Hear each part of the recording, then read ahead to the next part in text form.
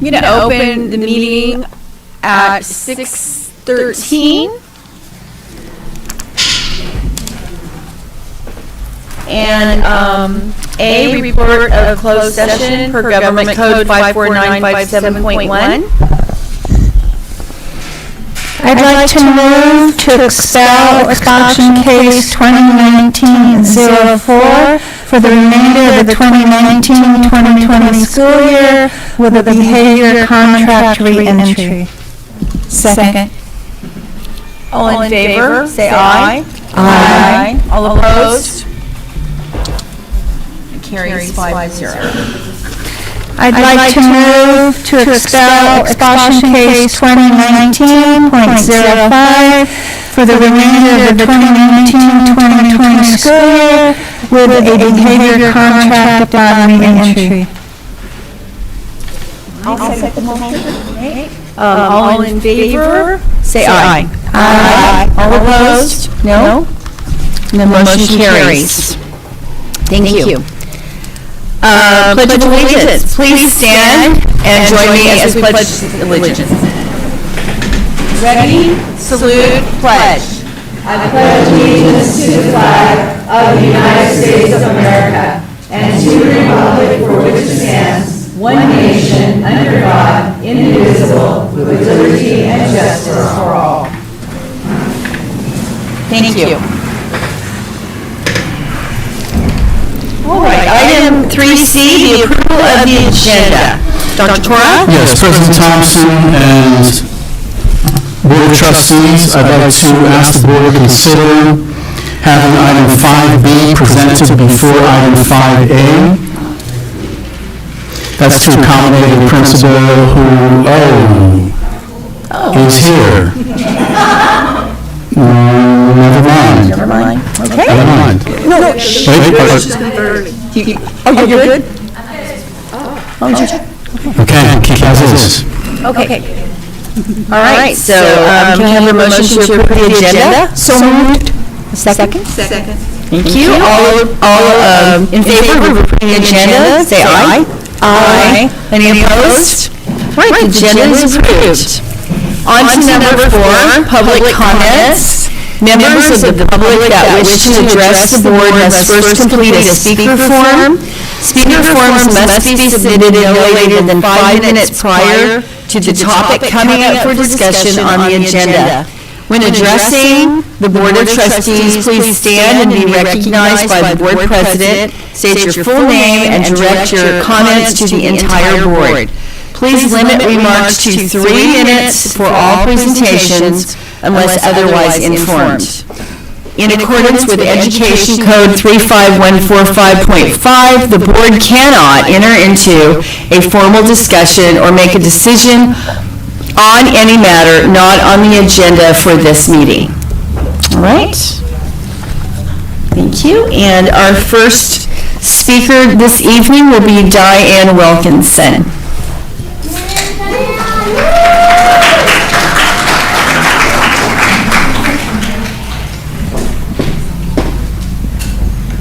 Good evening. Thank you to the board members, administration, and community. My name is Diane Wilkinson, and I am a labor rep for the California Classified Union, CSCA. And on behalf of the number 891 Santa Paula chapter, I'm again back here tonight to implore the board members to redirect Superintendent Cora's proposed budget recovery plan.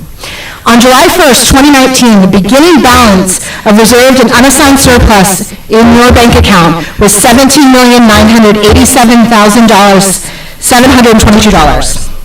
Now, while there were 2 years of slight deficit spending in the past, 2018-2019 also saw a surplus of $1,177,920. I point this out to demonstrate how quickly things can turn around. There is still time to rethink and replan. The community's teachers and staff have all loudly expressed their desire and willingness to come together to address the fiscal challenges of the future that declining enrollment brings. But this must be done in a transparent and collaborative manner. Shared sacrifice can't be done in isolation and shouldn't be done through mandated directives. I respectfully request that this board table any further action or future action on the current recovery plan and redirect Dr. Cora to assemble a committee of stakeholders now. This committee should develop a reasonable 3-year plan to address the challenges of declining enrollment. President Thompson, I want to thank you specifically for sharing your very personal story at the last board meeting regarding the sacrifices you faced during your family's unforeseen financial challenges. I couldn't help but picture you all sitting at your kitchen table, perhaps your husband, you, your children, working together to decide the shared sacrifices you would need to make in order to weather the storm. The people in this room and the ones watching online only ask for the same opportunity. Nothing is done that can't be undone. Here, you have time to redirect your resources to protect and enhance what makes Santa Paula shine, the people of this community and the schools and students they serve. Thank you very much for your time.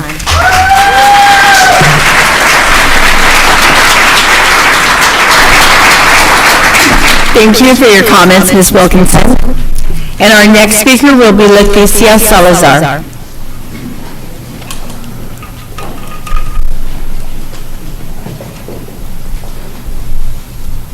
Good evening, all in attendance. I'd like to give my time to our union president, Hilda.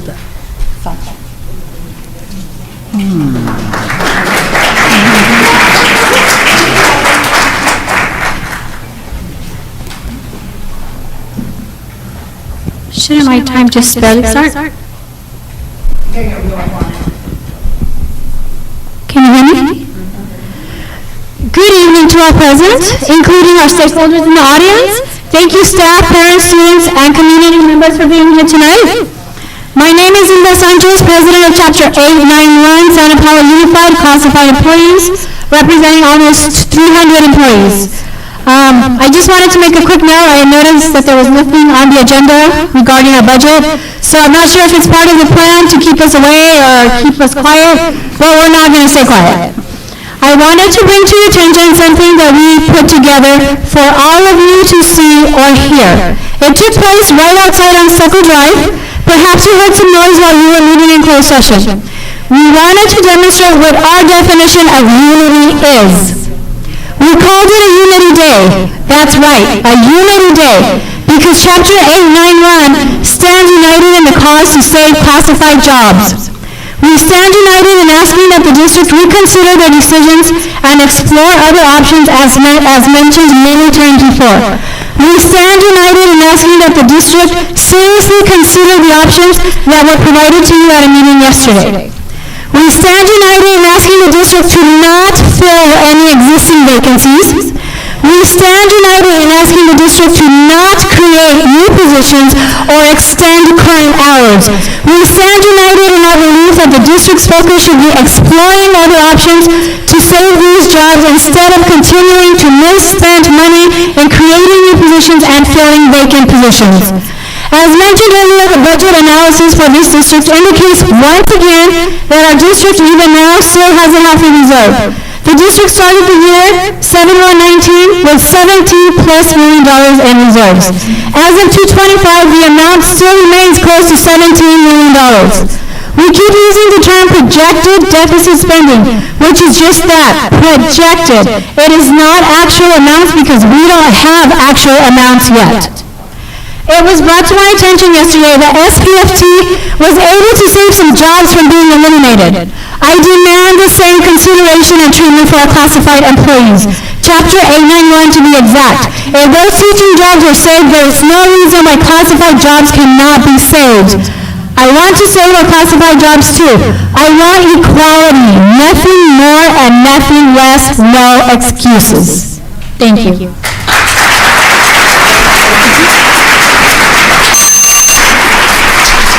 Thank you for your comments, and our next speaker will be Julian Morrell.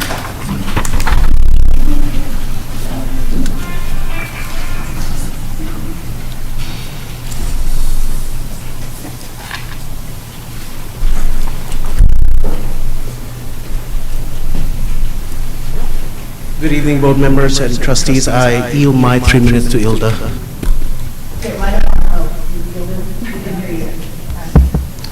I yield my 3 minutes to Hilda Sanchez.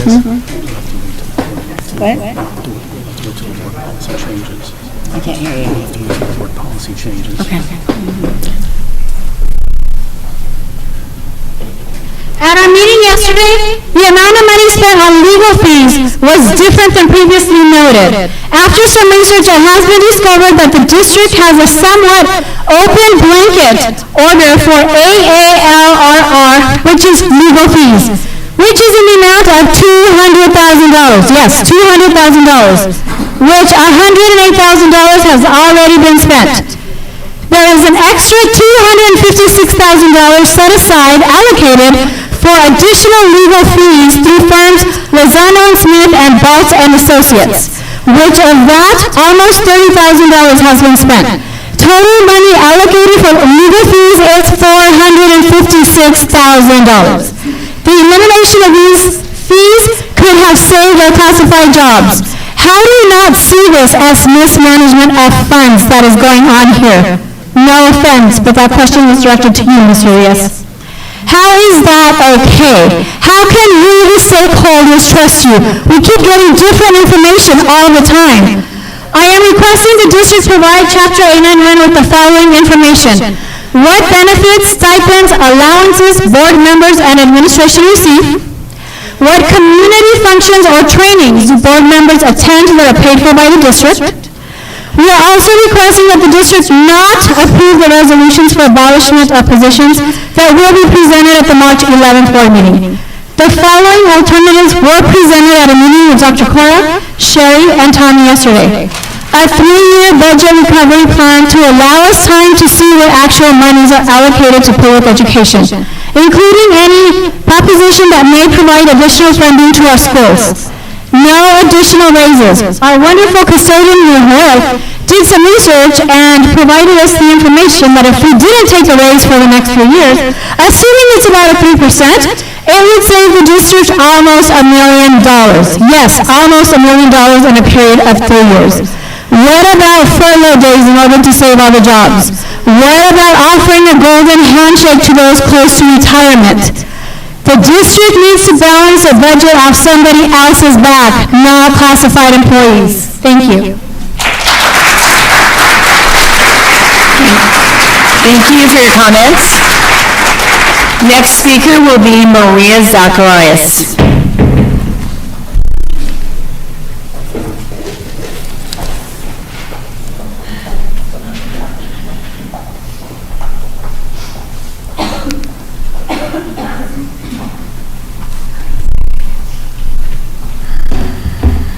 Good evening. I'm asking that you please ask for data, actual information to base your decision off of to be transparent with the public. Decisions that alter the livelihood of people cannot be based on a skeleton plan. You cannot say you understand and it is a difficult decision when you only ask questions that reiterate what has already been shared in the PowerPoint. We have asked Dr. Cora for answers, yet he never seems to have an answer for us. Everything should be transparent and not done under the table. Parents should all be made aware of the changes that are coming or about to come. There are parents who do not own a computer or have social media, so they aren't aware that elementary schools may be closing. Again, I ask for transparency. I understand that I do not work directly with kids, and maybe you're right, the work I do is not important. I would like to know, how do you come up with those 9 classified people out of 300 staff? I was off one day, and it took 5 people to cover the front desk. Our office hours are from 7:30 to 4:30, yet the office doors did not open until 8 a.m. because there is no plan in place. Who is going to do social media? We already get criticized for not getting information out to parents on time. So when I am gone, are we going to have a media consultant do the work I do? Who's going to maintain the district web page? Who's going to prepare and send out Blackboard Connect messages to all parents? Who is going to assist with all the telephone calls coming in during a lockdown emergency? Maricela will probably have to do all those tasks, but who is going to help her when she needs to work on getting all the information ready to share with parents and the phones are ringing nonstop? District staff has already complained that there are people walking in unannounced, and some have mentioned that they are worried about their safety. We asked Dr. Cora how did he come up with the 9 people to cut, and his response was we tried to stay as far away from the kids as possible. I would like to say that is a lie. How can you say that Gonzalo, who's the nutrition specialist, does not interact with kids? He has proof of what he has accomplished, and our kids are thriving. Is the health of our students not important? I thought that is why we installed air conditioning. If we value the health and safety of our kids, why are we laying off the nutrition specialist and the safety manager? We want our kids to excel in school and become avid readers so they can succeed in college. So why are we laying off our librarian? Ms. Perez influenced students' lives every day. She was our librarian when I was in high school. You need a great librarian to guide and advise teachers to help students find answers to their questions, to engage readers of all levels, and to facilitate the growth of the library, and that is what she does. I have seen and helped many parents who come in regarding bullying at the schools, and they always have the same complaint. Administrators are not doing anything. Instead, your solution is to lay off other staff that keep their safety. I will continue to voice my opinion despite being told that the letter I previously wrote to the board would not be held against me, which I took as a warning. I will not be silent, for you are changing the livelihood of my daughter.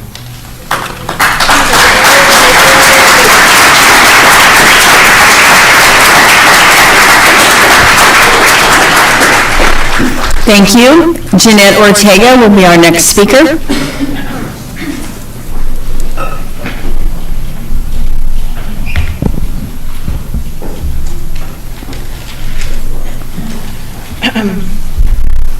As you are all aware, I have been here time and time again, asking for assistance in different situations with my children enrolled in this district.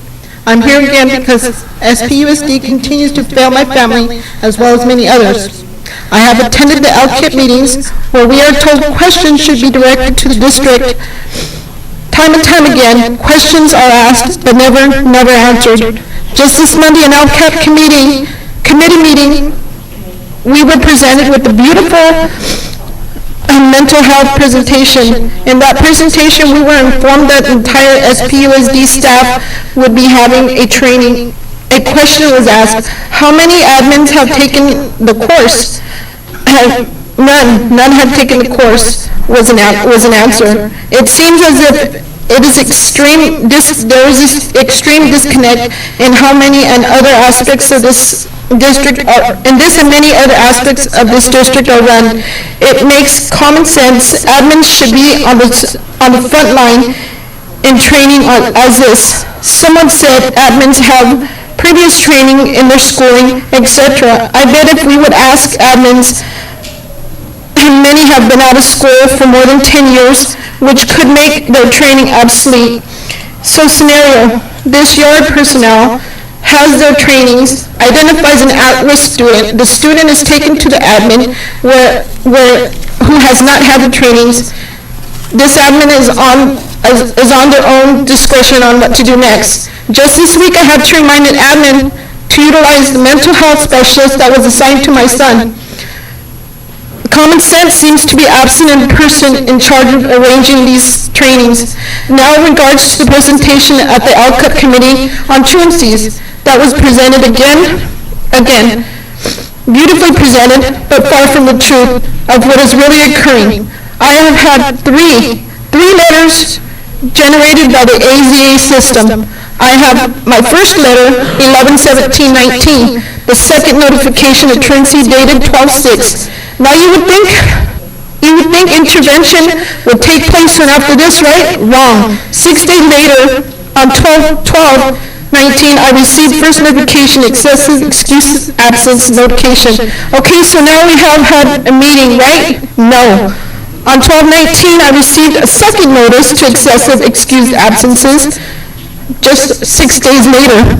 Absences notification, okay, so now we're having a meeting? No.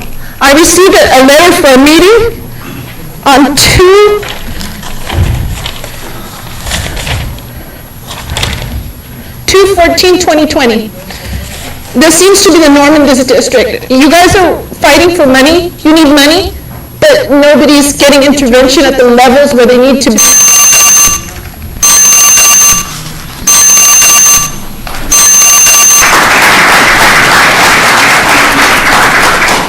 Thank you. The next speaker will be Aida Rodriguez.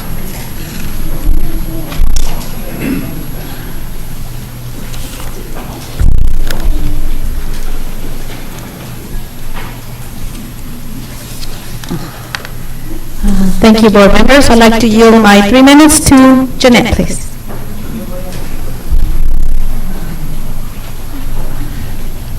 So we're here, we're asking, where's all this money going? How are we gonna save money?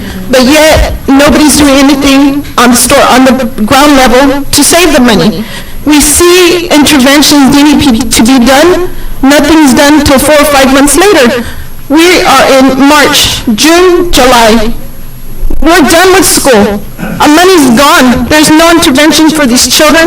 There's no way to recoup that money. I've been begging and begging this district to help my family. Time and time again, we come, we ask for answers. I email. I was lucky enough to have Ms. Colbeck and Derek respond to me. How many other parents have actually emailed you and you have responded?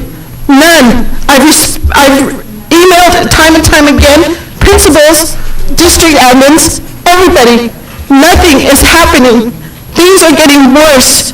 We're about to lose many teachers, schools, and you guys just sit there and do what you want, and it's not fair for our children. It's not fair that I'm on my 3rd child with mental disabilities because of what this district has not done for my family. I may not be the norm. Maybe I'm the one that skipped through, but my family and my children are important.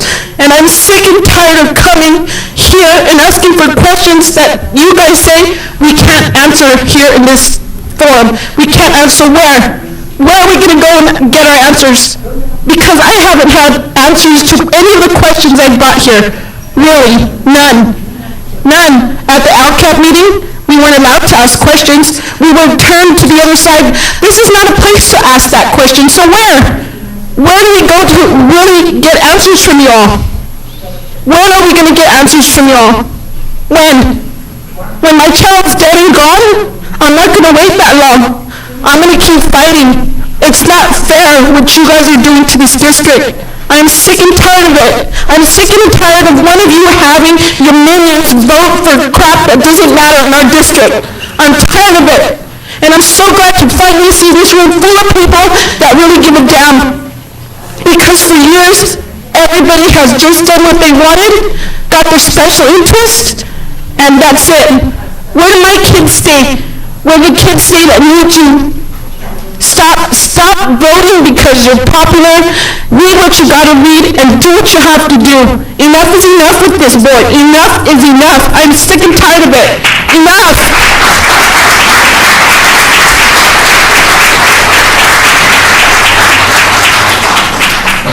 Thank you. Our next speaker will be Ilda Sanchez.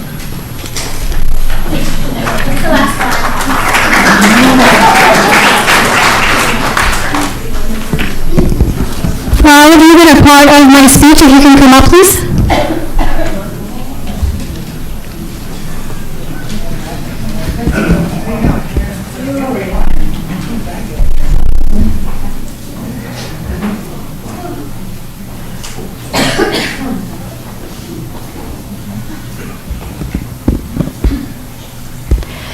Good evening to all once again. Like I said, I promise this is my last time. I wanted my last speech to be about the employees who may be affected. Because I'm sure you don't know who they are, because all they are to you is just a position, numbers, and they cost money because they have benefits. So I thought I'd take some time to introduce you to the actual people who may be affected if you decide to approve the first reading. We have the outreach specialist, Juan Garcia, in case you guys haven't met him. This is Juan back here. He is at Renaissance High School. He is an outreach consultant. You keep saying that you're cutting as far away from students as possible. This is my proof to you and to everybody out here that these people are the closest to the students that you can imagine. You are not making cuts far away. All these people have a close connection to the students. But let's start off with our outreach. As I just said, Juan works at Renaissance High School. He's our outreach consultant. He works with our at-most risk students, which are at Renaissance High School.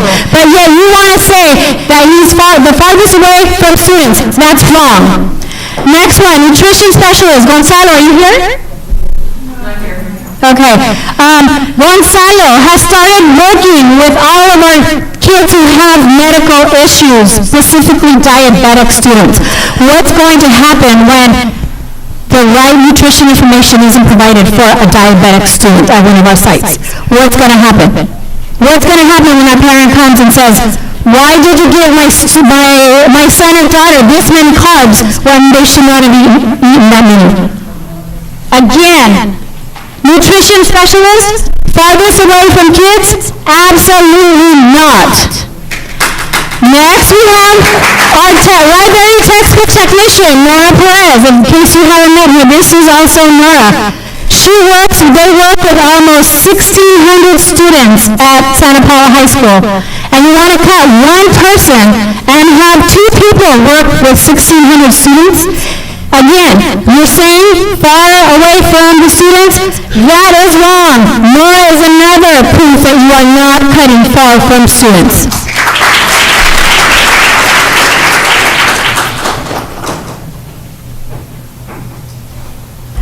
From Isabel, you're proposing cutting 3 campus safety people. You are proposing to cut our lead campus security officer. You are also proposing to cut 2 locker room attendants, which Debbie is right here, Oscar is on this side, and once again, they work directly and closely monitoring those students inside the locker room to make sure that they are safe at all times. And you want to turn around and say that it's far from students? These are the closest people that you have working to students. Maria here, she's at the, it's not going to take that much longer. Maria here, she's here at the district office. She's the one that greets all of the parents when they walk in. What's going to happen when Maria's not there and the parent walks in? Time is up. You know what, you've never stopped anybody else before, so I'm almost done. Just give me 30 seconds, please. What's going to happen when Maria's not in the front and everybody else is too busy to take care of our parents that walk in? What's going to happen? Because they're not going to be taken care of within a minute or two. They're going to have to wait until somebody is available to take care of them. Once again, Maria works with the parents. She is not farthest away from students or parents. This is my proof to you that you are not cutting far away from students like you are saying. You are cutting close to the students. Thank you and good night. Thank you.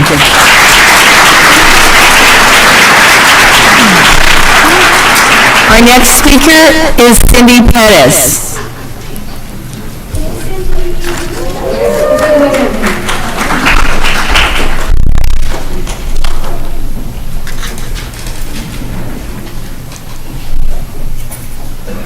Good evening. My name is Cindy Perez, and I'm from Port Hueneme, so many of you may not know who I am. I am from CSCA, Chapter 273. I am past president, current site staff for CSCA, and it really saddens me to hear everyone talking about this non-collaboration that is happening. In our district, we collaborate on almost everything. When our district let us know that we were in a deficit, we had a collaboration with all stakeholders, everyone, 8 hours a day. Sometimes, I don't even know how many, like about a week's worth of time. Everyone got together, parents, admin, CSCA, HA, school board members, and we all got together and discussed dollar per dollar what's going on, how can we make it better. We collaborate. We collaborate on jobs. We collaborate on layoffs. We collaborate on admin when they're getting moved. Our superintendent lets us know what's going on, not because, she has to, but because it's the right thing to do. Thank you.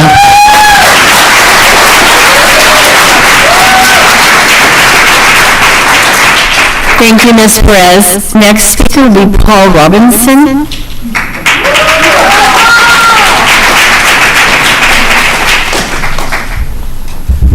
First, I'd like to say good afternoon to everyone. My name is Paul Robinson, current chapter president for the Hueneme Chapter 273. I'm here to actually let the district know that in our district there's total collaboration. Collaboration with all stakeholders from the CSCA unit, HEM unit, the administrative unit, and also the board. So we all get together and sit down and look at the budget in its totality and come up with a plan which is workable. And with that plan, it allows us to actually move forward and do a positive proposal to where no one was laid off.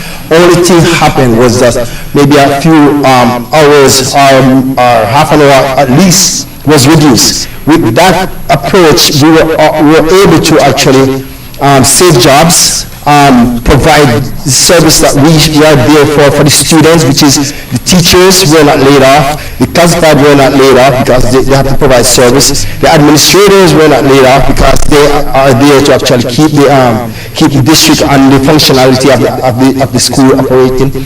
And all of this comes through our superintendent, Dr. Christine Walker. She made a positive move to have all stakeholders in the room and create a complete plan to where it was transparent and everyone were able to speak openly, honestly, and truthfully on everything. Nothing was hidden, and everyone's discussion, a suggestion was taken into consideration, and it was put forward to where we were all able to move forward with a conscious plan. The plan that we were able to move forward with, we were put to the board as a proposal, and the board approves it Monday night. So what I'm saying is that if you do true collaboration with your team, which of all stakeholders, you can achieve the goals that you have here.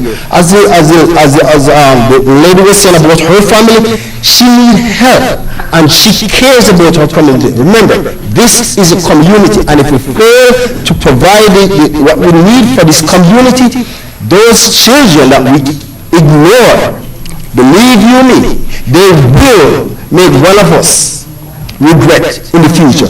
We need to provide the service that is needed for our community because they are the future generation. Take it from me, I'm a dad, I have 6 girls, and if I fail one, I fail all. So please don't fail your community because they are the future. Sit down, speak openly and honestly, and I guarantee you will have positive result, and everyone will leave the table knowing that their voice was heard, knowing that everyone cares, and knowing that there will be a positive outcome in the end. So please take it from me. I'm giving you my advice. Listen. Thank you.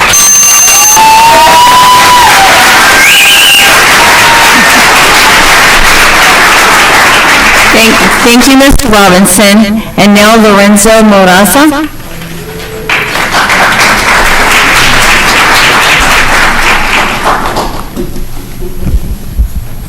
Good evening, board members. First and foremost, I want to begin by congratulating the students, the staff, the administration of Renaissance High School for having been recognized as a distinguished model school. It's just,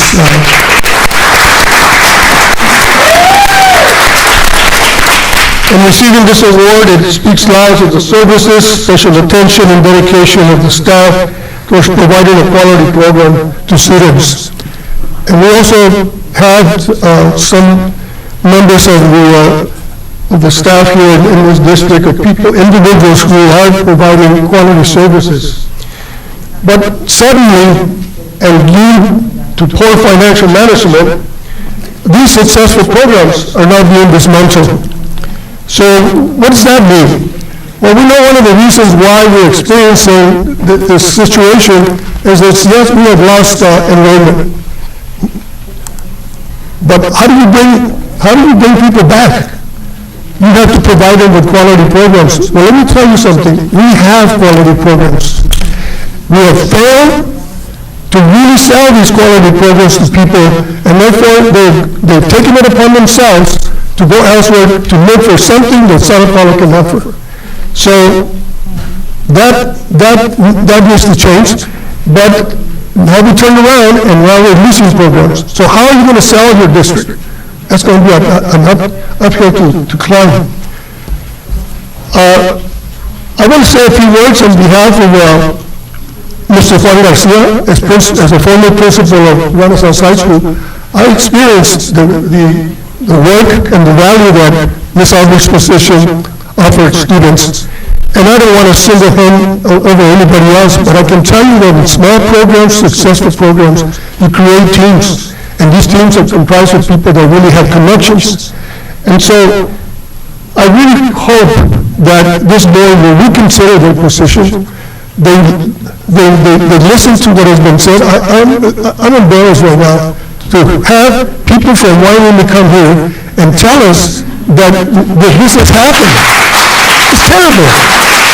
You know, we have community members here that have dedicated a lot of time, invested a lot of time to ensure that we guide and provide input to help guide our educational programs in this district.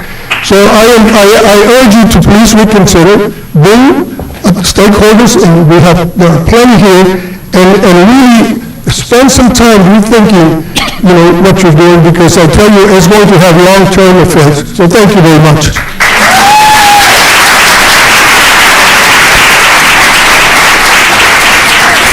Thank you, Mr. Morasa. All right, now we're going to move on to our presentations. Presentation A, Student Achievement Update for Secondary Staff will present an update on student achievement for grades 6 to 12. The presentation will include, school focus areas, first semester grades, and interventions/supports provided. And B, Student Services Update. Staff will provide an update on attendance, suspension, and expulsion data from the 2018-2019 school year. Staff will provide an update on mental health services for the 2019-2020 school year. Dr. Kraft? Thank you, President Thompson. We'll turn this item over to our Assistant Superintendent of Curriculum Instruction, Ms. Christine Shefferly. Good evening. Thank you. Tonight we have Dr. Fabula here from Isabel Middle School to share first semester student achievement data. Dr. Robin Gillette to share information regarding Renaissance High School, and Ms. Elizabeth Garcia, who will finish up the presentation with results from Santa Paula High School. So I think Dr. Fabula, you're up first. Thank you for being here today. Good evening.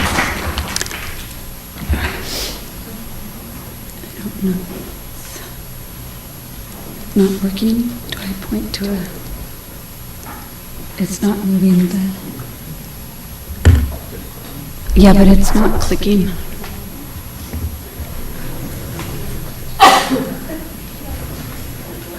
To the next... Can you click to the next one? So if you look at our slide for instruction, you can see that we have placed all of the curriculum that we're using in all of our core content areas, as well as mentioning that our PE program always has strong physical fitness results, and we have a very strong and robust elective program.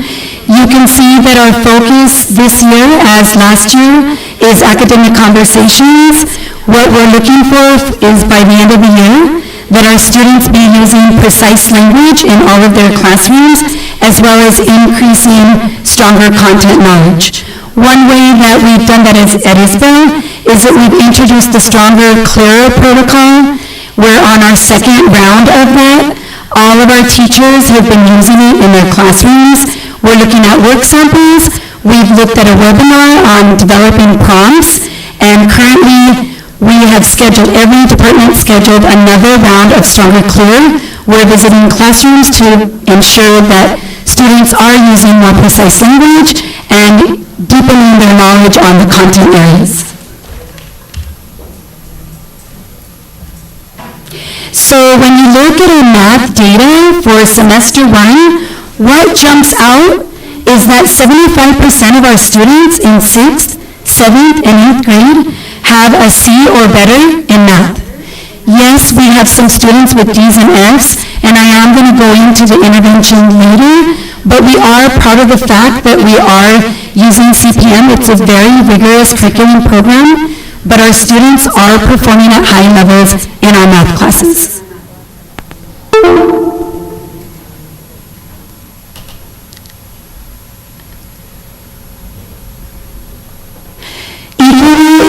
charts, you'll see that 80% of our students have a C or better. All of our teachers are using Study Sync with fidelity. We're using small groups to increase our reading and literacy. Fluency in 6th grade has been a focus. We are increasing vocabulary usage, and we are embedding IEDs and focused IEDs, increasing, and they are part of the grade, so we're trying to see if student performance on IAB, which replicates the CAS, and is part of the grading system, leads to show some kind of alignment with CAS scores and grades. So that's still to be determined, but we're very proud of our grades, and I'll talk about the intervention in just a bit for those DSNFs. We do have 67 students currently in 8th grade that are not at the 2.0 required GPA for promotion. We are working with those students. Parents have been notified. Students are meeting with their counselors. The intervention coordinator is working with them. We're providing intervention after school. They're being invited to Saturday school, and we're working to try to get them to a place where they are eligible to promote. Intervention is something that we've been working on throughout the year. Students below a 2.0 GPA meet with their counselors. During the school day, we do offer 2 forms of intervention. 7th and 8th grade, they have math intervention, and we do have one academy of 30 students. They work on concepts that they're struggling with in their general ed classes. We've been having success with them. Also, all of these students are referred by their teacher to Saturday school. This past Saturday, we had 120 students invited, 68 attended, and they worked for 3 hours in small groups with teachers on missing assignments. And then what's posted there are our current intervention opportunities. Mr. Briggs advertises them on Instagram, and all of those opportunities were shared with parents at conferences, which were held 2 weeks ago, and we had over 150 parents show up to our conferences. Thank you.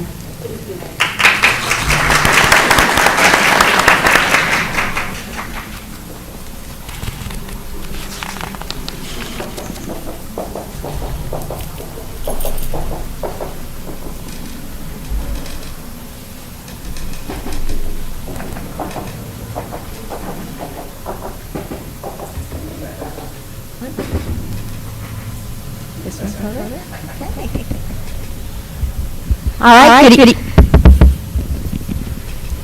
good evening, everyone. Can you hear me? Okay.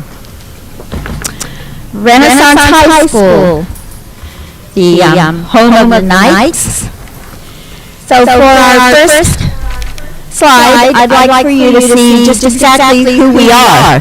Everybody will feel that we are the home of the at-risk student. However, that is not the philosophy of anyone at Renaissance High School.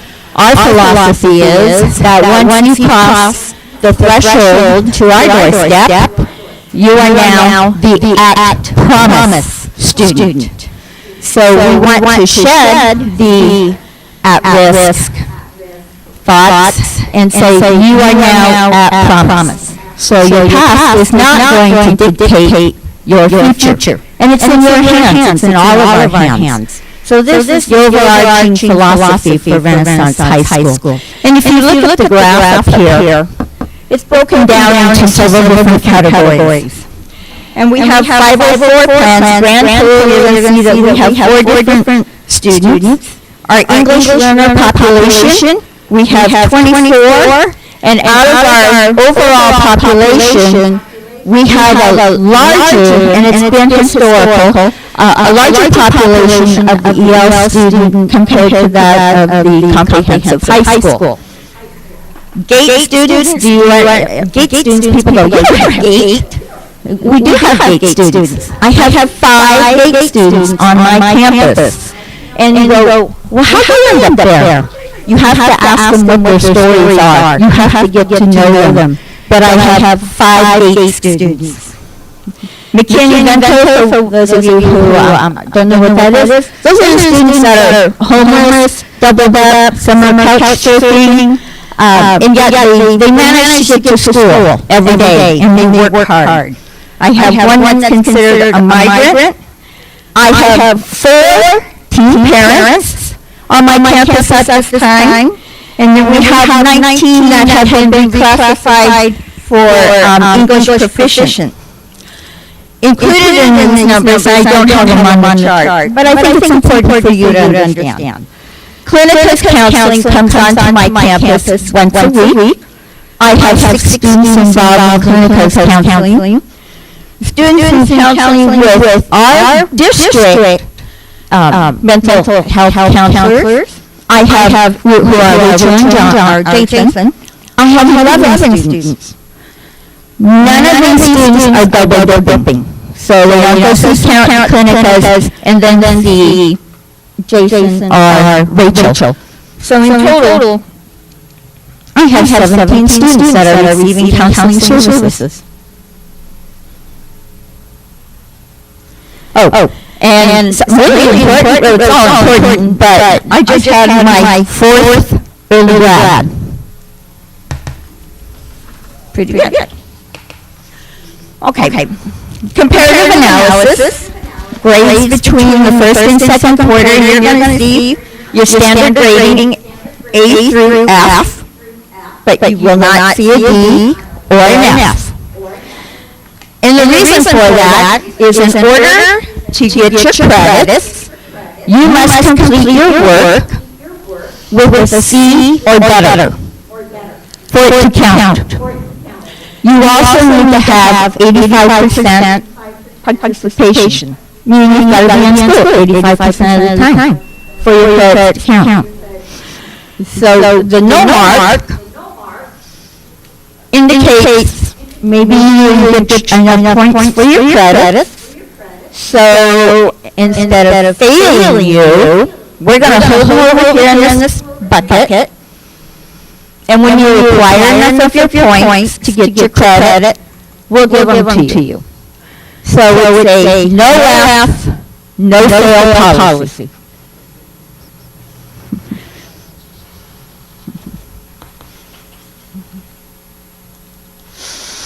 First quarter, we had 1,344 credits earned. We had 96 non-concurrent students, meaning at one point in time, we've had 96 students go through our doors. Second quarter was 1,326 and a half. Overall credits for the entire semester, Sorry. Excuse me 1 second. Time out. Overall credits, 2,670.5. So they're busy. They have to catch up.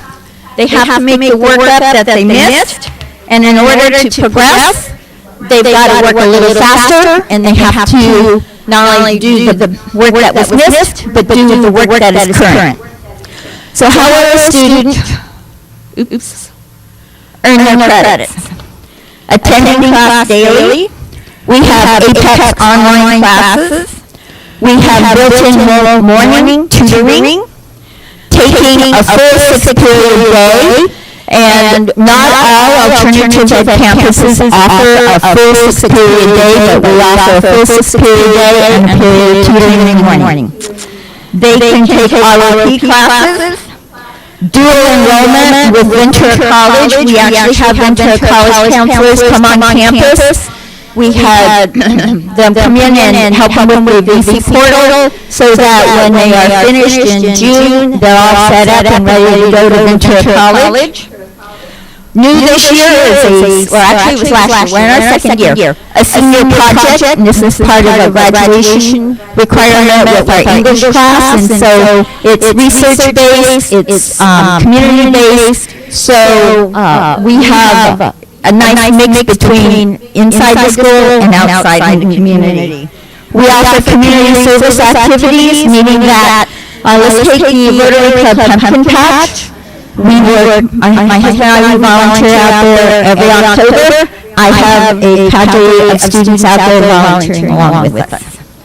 Participating in FBLA, which is Future Business Leaders of America, ASB, School Site Council, Yearbook, extracurricular activities. This is another way for them the students to get either your extra duty credits or your community service credits, elective credits, because you elect, I call these buckets. You have your core classes you have to take, but then you also have 60 credits of electives that you have to take, and that's probably one of the most difficult buckets to fill. Teachers also offer extra credit assignments. We have concurrent enrollment with adult education, work experience students that actually have a payroll job, that's a requirement. So they're working at McDonald's or they work downtown, they get a paycheck. We tie that into a work experience curriculum, and they can also get credits for this. And of course, if they are behind in credits, they're also welcome to attend summer school at SPHF in the summertime. Offerings of instruction. I think it's important for everyone to understand that all curriculum is aligned with that of Santa Paula High School. And the reason for this is because they should have no less than a student at Santa Paula High School. A number of our students elect to, at the semester, once they have earned enough credits, to transfer back to the high school if they so desire. So we want to make sure that when they go back, they're dropped in place and at pace with the rest of their students at the high school. So there is a seamless transition between the two high schools.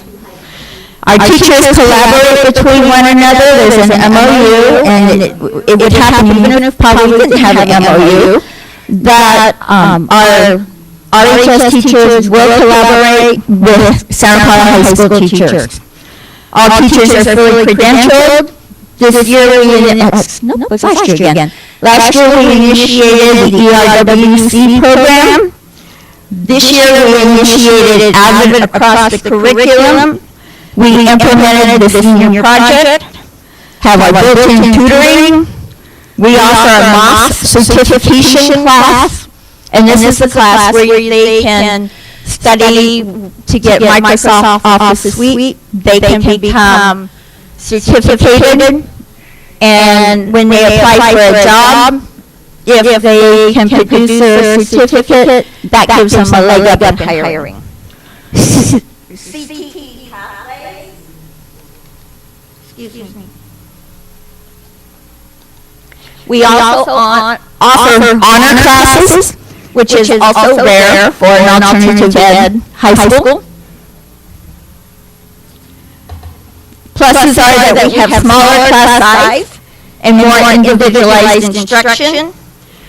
A personal academic plan is developed with each student, so when they come into us, they meet with the counselor. She will go through their transcript and tell them what it is they've earned, what it is they still need to earn, and together they map out a plan. We have super student recognition programs. And these are programs in which we do quarterly awards for top students who have earned credits, who have demonstrated their strong willingness to move forward. We have it for perfect attendance, for near perfect, for most improved. If we can come up with what we think is a viable award, we're out there looking for the student to receive it. We have scholarship opportunities, so we have different organizations that have given us scholarships.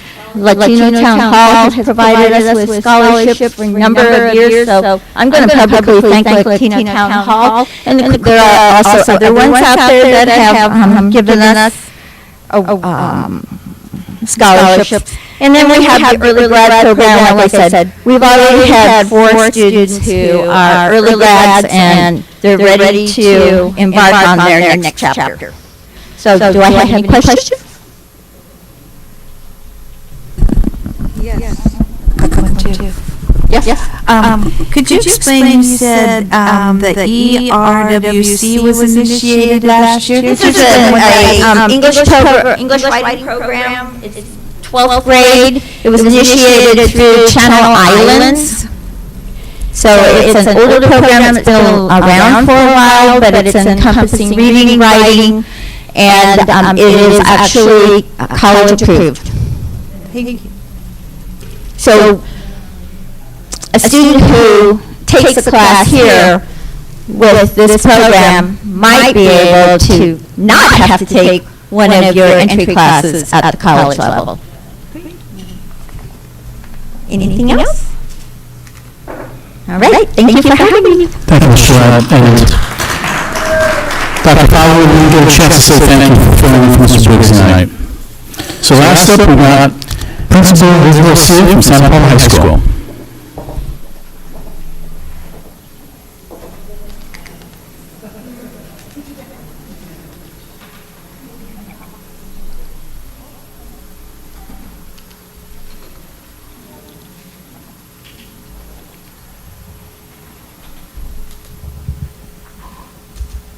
So good evening.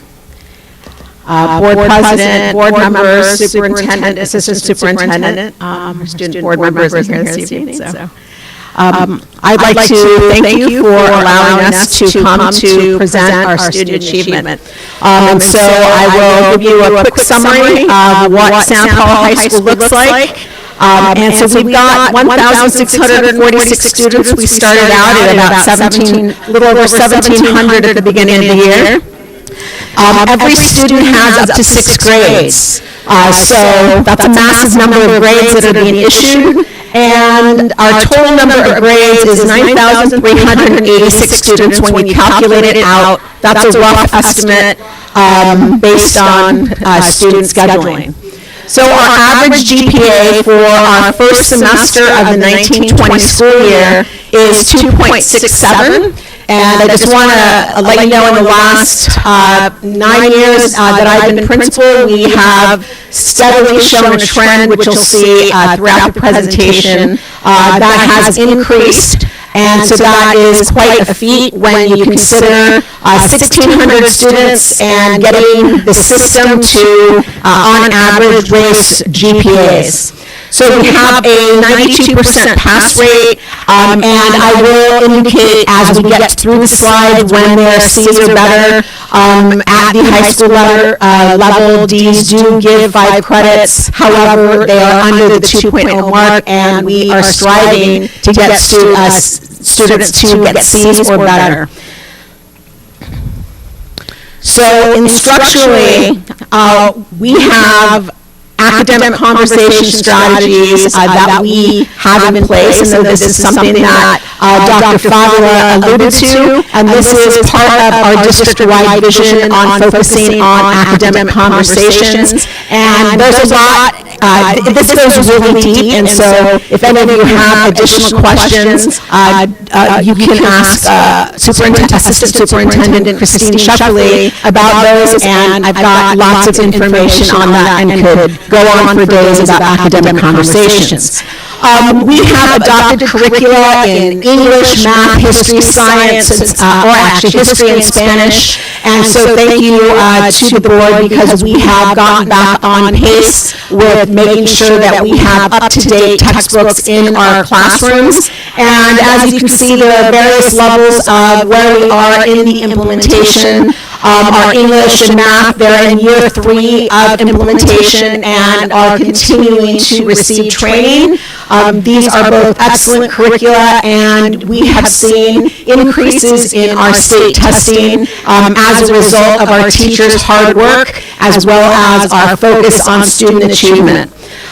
We also have our science, and of course we are waiting for textbook publishing companies to catch up with NGSS standards, and so our teachers have worked very hard in our professional learning communities and have created an amazing curricula in science, and our students are are lucky and very successful. I know I have a bias as a former science teacher, but it's very important that when we say that our students are able to do hands-on activities, that we actually put the materials into the classrooms to allow them to be successful. Physical education, we are preparing for our PE fitness test. We see our student achievement scores steadily rising. And so our students are becoming more fit. We have excellent PE teachers, and I know that we have an excellent PE program across the curriculum. And if you come to visit the site, I would love to take you out to see our PE classes in action. They're also doing the academic conversations. They're also focusing on getting students to communicate around physical education standards, and we see our students improving in terms of their health. Our advanced placement offerings are amazing. I wish that as a high school student I had these opportunities. We have 13 offerings, and this year, or actually for the last 2 years, we've been named nationally to the AP District Honor Roll for increasing access to our students and for increasing pass rates in the advanced placement program. And that is out of 250 schools nationwide. And so that is something for us to be tremendously proud of. Our CTE pathway courses, we have over 10 pathways, and our students are having access to more. This year we added dance.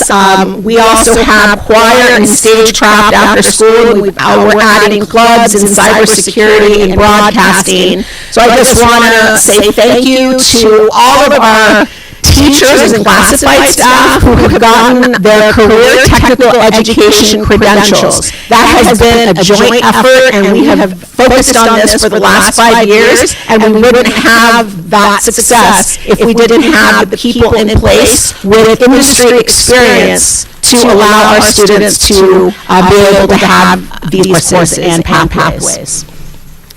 So we have, everything we do is based in the research, and we are aligning to Common Core. We emphasize differentiation. Our professional development over the last few years is focused on academic conversations as well as getting teachers to be proficient at delivering the adopted curriculum. And so that has been our focus, and of course we want students to be engaged. We want them to be reading and writing and doing it in a rigorous manner.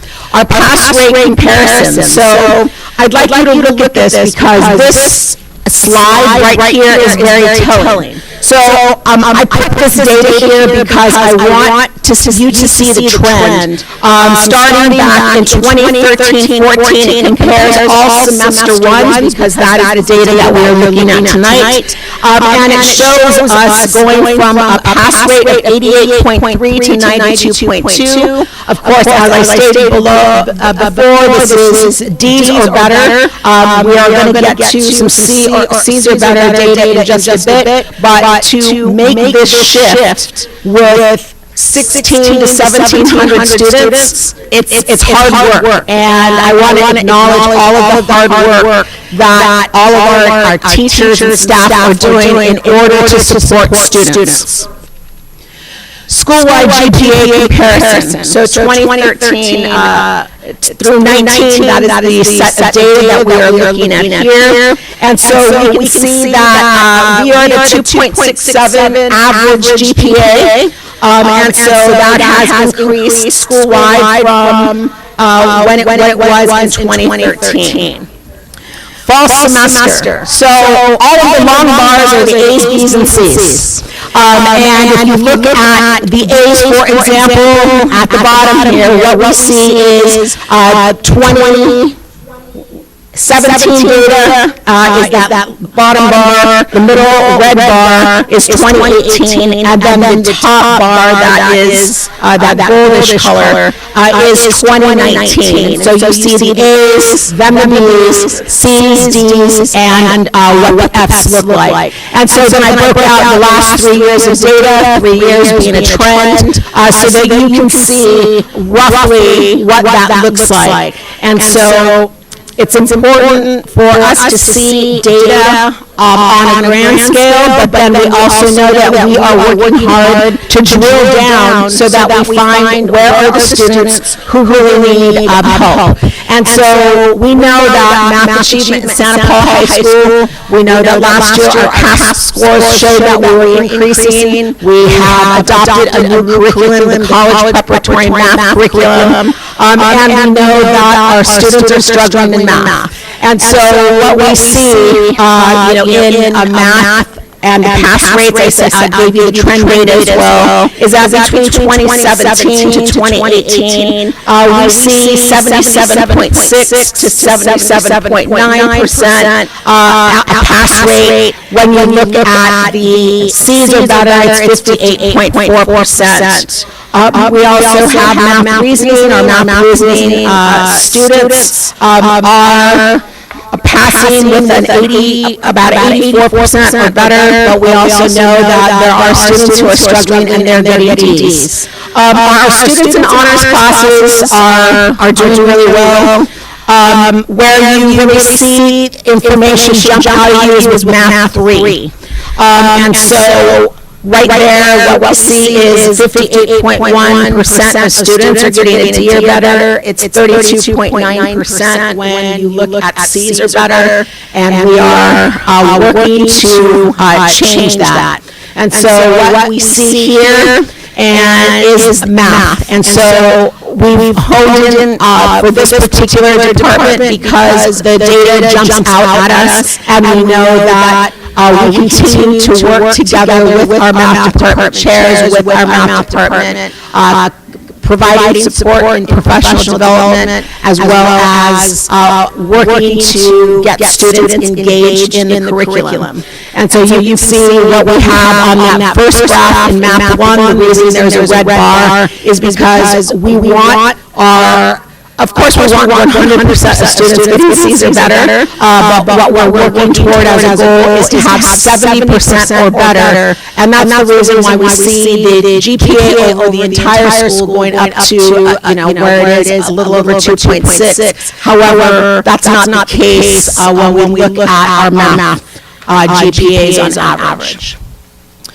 So what are the interventions and supports that are being provided? So we have a response to intervention and instruction teacher, and so he is focused on making sure that he works with our students, especially our English learners. So many of our English learners, as well as our students who are in special education, are struggling and make up a good number of the D's and F's that we have. So in yesterday's school psych council meeting, we had a discussion about, okay, what are we going to change in order to provide support so that our English learners and our special education students have access to the same opportunities that other students have. So we saw in our college and career readiness data with California dashboard that overall we're in the green. And so green is good, but when we start drilling down, we know that our students in special education and our students who are English learners are not in our career technical education programs to the extent that our other students are, and our students are not college and career ready per the dashboard, and that is something that we are working to radically change. So we have our RTI action team, we meet and we have our intervention list, and we also have our counseling department who meets on a weekly basis, and they are looking at all of the students who are struggling. If it's 1B or 1F, all the way to students who have more than that. And so we are following up our intervention coordinator is meeting individually with the English learners because we asked him to focus on the English learners. And so he pulls them, he talks to them, he has them set goals, and he's also there as a motivator as well.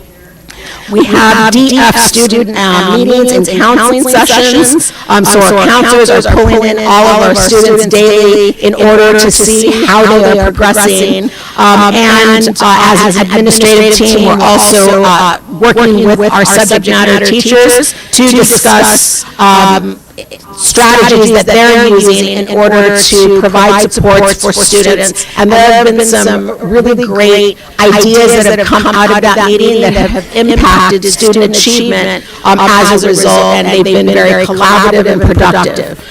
We also have our EL student monitoring meetings, like I mentioned with the RTI coordinator, and we are providing opportunities when students do not pass a course, they have the opportunity to recover credits. We also have interventions such as our math reasoning course, which is similar to a pre-algebra course, getting students ready to enter into Math 1. We also have avid tutors, adult avid tutors who are strong in math and are in college, and they are being placed into our math classes to assist. And our peer math tutors, these are student math tutors, students who have been successful in math. This was an idea that a student brought up at one of our school council meetings a couple of years ago, and it was an amazing idea, and we implemented it, and we refined it, and we've made it better, and we'll see some data in just a bit.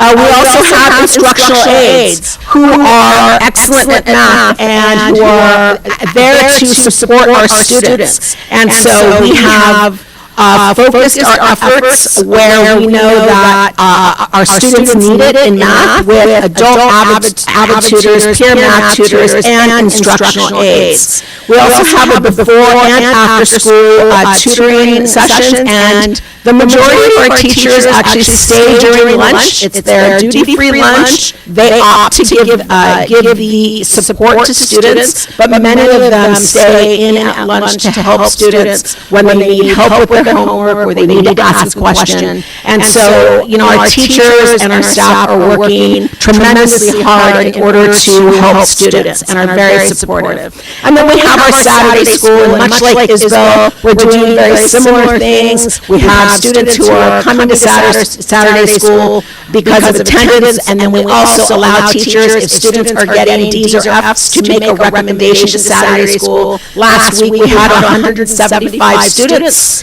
and we are on them for attending Saturday school, and making sure that we encourage our departments to send representatives out so that they can reteach, they can help students to finish their homework up in those particular subject matter courses, and so we're constantly encouraging that to happen. So we've got some survey data. I'm not going to go through each question, but I'm going to just give you kind of a broad summary of what the data shows. This first page is about peer tutors. So we have 388 students who are the beneficiaries of peer tutors, and so 71% of the students said that they are getting help from a peer tutor with their math work, and they find it to be very helpful and say that it has helped them increase their grade.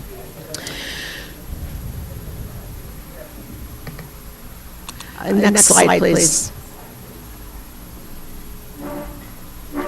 So this is our strategic math tutoring data, and so what we have here is we had between about 400 students who took this survey, and this strategic math tutoring is not just drop-in tutoring. It is meant for math students to go and talk with their math teacher, to either retake a test, to receive reteaching. It is strategic, just like the name implies.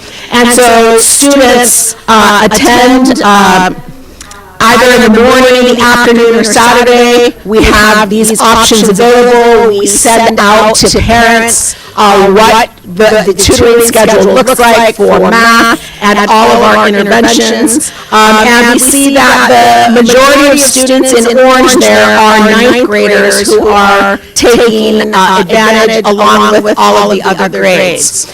Here we see that students are stating that the top 3 reasons they attend strategic math tutoring are for reteaching, to take a checkpoint retake, and to get homework questions answered. And we see, and this is by self-report on the bottom graph, that students are That's the grade distribution of students. So this represents a total of 197 students, 136 passed with a C or better, and we have approximately 495 total visits to strategic math. So obviously students are attending multiple times, and so that's about 2.5 visits on average.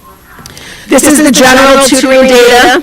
And so we've got several hundred here, and so it's broken out by grade. We've got a lot of 11th graders. You can see where the grades fall by color. And we see that we've got morning and afternoon data. We've got more students attending in the afternoon. And the reason for attending, the majority of them are attending for tutoring reasons and then other reasons that are indicated. And so in terms of what students' needs are, what we see in the blue and green is we see math and science. Those are the biggest reasons why students come for tutoring. So that's not a surprise to us after seeing the data that students are seeking out help in mathematics in the general tutoring session as well as in the strategic math tutoring. So what is the current grade? That was the last question there. So you can see what the grade distribution is by self-report at the time that this was administered. So that gives you an overview. I could give you another hour-long presentation on things happening at Santa Paula High School. Thank you very much. Are there any questions?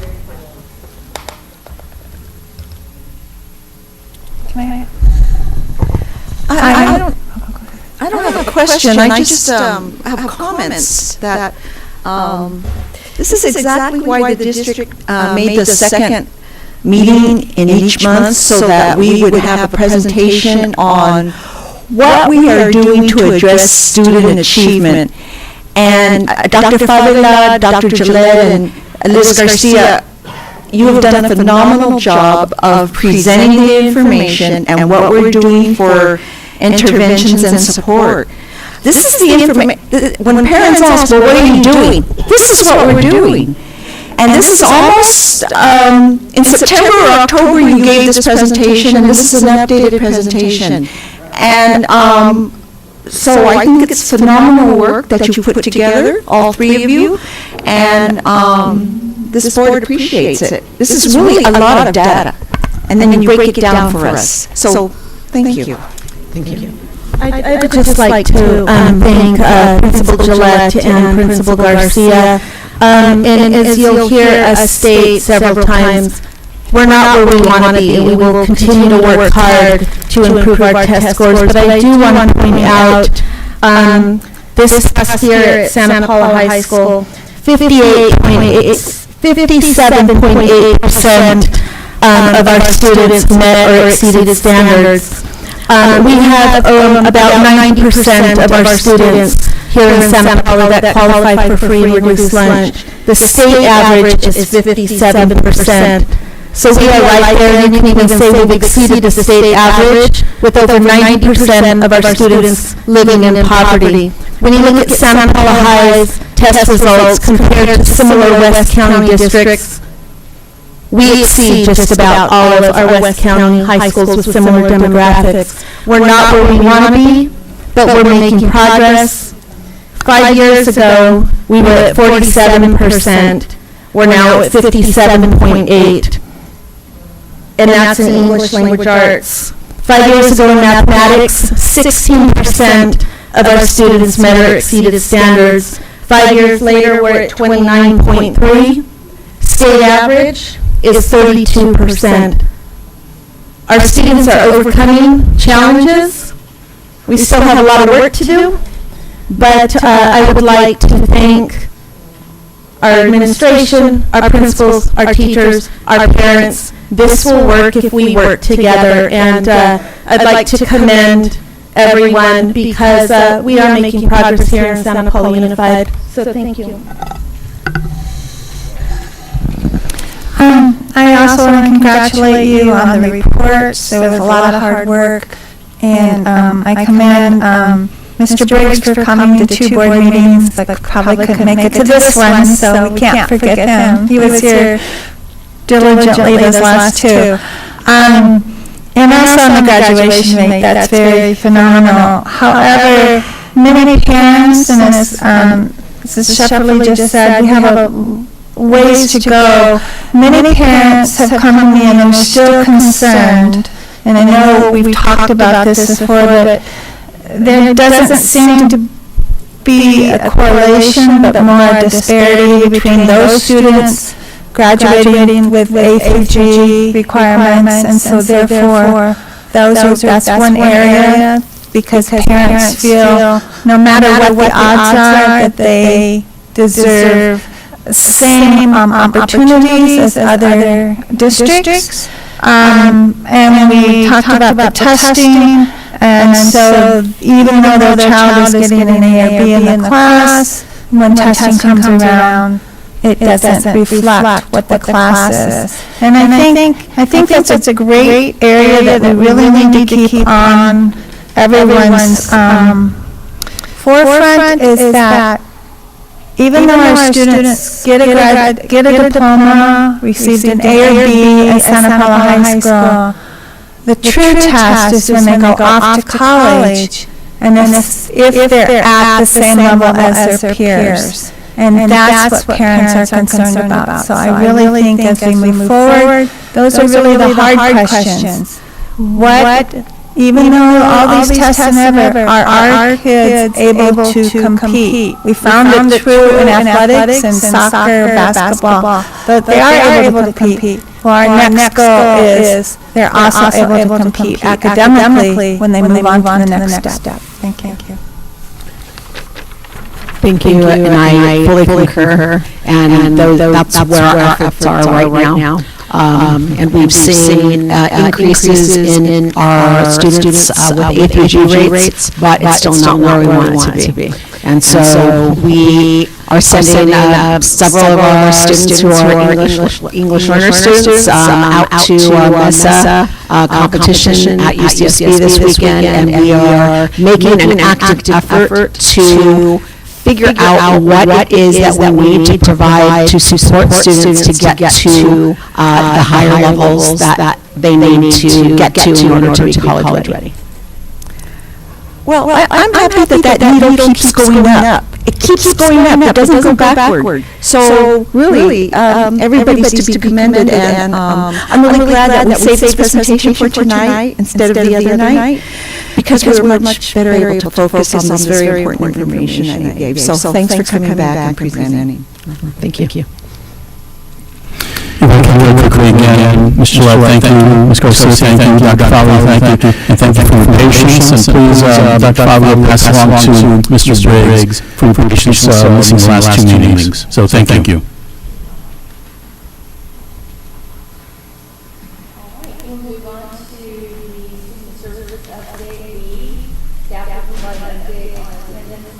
Sorry, I'm so sorry. Let me start again. B, student services update. Staff will provide an update on attendance, suspension, and expulsion data from 2018 to 2019 school year, and will provide an update on mental health services for the 2019-2020 school year. Thank you, President Thompson. At this point, I'm going to turn it over to our Executive Director of Student Services, Student Services. Ms. Catherine Perry. Hi, good evening, Board, Superintendent, Executive Cabinet, and audience. Again, I'm Catherine Perry, Executive Director for Student Services, Special Education, and Title IX, and whatever else we need to do. So I am here to present the information that we have gathered for attendance for the 18-19 school year, as well as an update for the first semester of the 19-20 school year. We will start with our, I'm sorry, we are missing a few slides. So I will let you know that there's an overview for our presentation. We have, first we will talk about district-wide data. We'll go then by grade levels, along with our data compared to state. We will then go into our actions that we are, performing as a school district for intervention for attendance, including our attendance conferences as well as our SARB focus meetings, the focus of our SARB meetings as well as the meetings themselves. And so our first slide is about district absenteeism. If we look at the slide, it is it's for the entire district and by subgroup. Unfortunately, our attendance is in our subgroups for special education along with our homeless, along with a couple of other areas, including socioeconomically disadvantaged, are in the orange and the red. Overall, we are also in orange, which means we do have a high percentage of absenteeism, chronic absenteeism in our district. You can see at the far right column, there is an increase overall of 2.4% from the 17-18 school year to the 18-19 school year. This is our rate of suspension district-wide. Again, we have some areas that are orange and red. We do have some spotlight in foster youth is in the blue. So we have some areas that have improved, but overall, we do have an increase of suspensions of 1.2% from the 17-18 school year to the 18-19 school year. That's the data that we're looking at now. We are looking at our next slide as the suspension rate in order from each school site. We did have an increase at the majority of our schools, the top being the highest increase of 4.2%. Then we get down into our elementary schools, we're at less than 1% of an increase, and that is owing to the increase in focus on social emotional learning. Most especially at our elementary schools, we are focusing on teachable moments in one way or another. One of the prime examples of that is at Phil and Webster, when we have a lot of intervention with our counselors. We have the Mellow Yellow or Hello Yellow. I keep wanting to call it Mellow Yellow. That's not correct. It's probably trademarked. But the Hello Yellow program with Mr. Sportel and the RTI model that they have there for behavior and social emotional learning.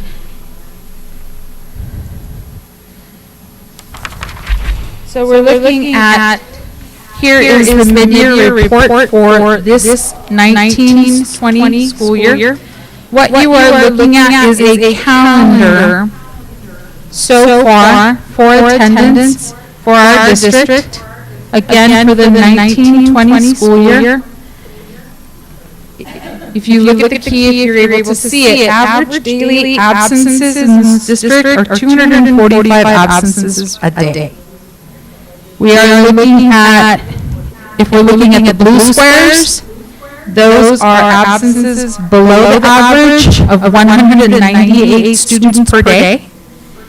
If you look at red squares, those are days with averages well above the 245 or more than 292 students absence per day.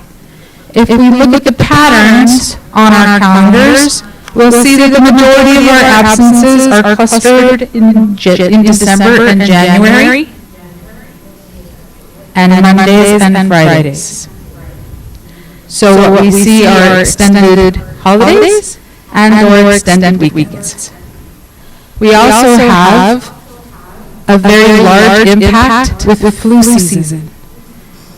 So Dr. Cora will have an announcement later at the end of the board meeting about having a heightened awareness about most especially upper respiratory infections and the influenza outbreak that's been happening across the country, plus other contagious diseases that are very, very much in the forefront. And so we will actually be making a concerted effort this year to put out lots of information and awareness on contagions and using universal precautions when it comes to spreading disease and or preventing the spread of disease.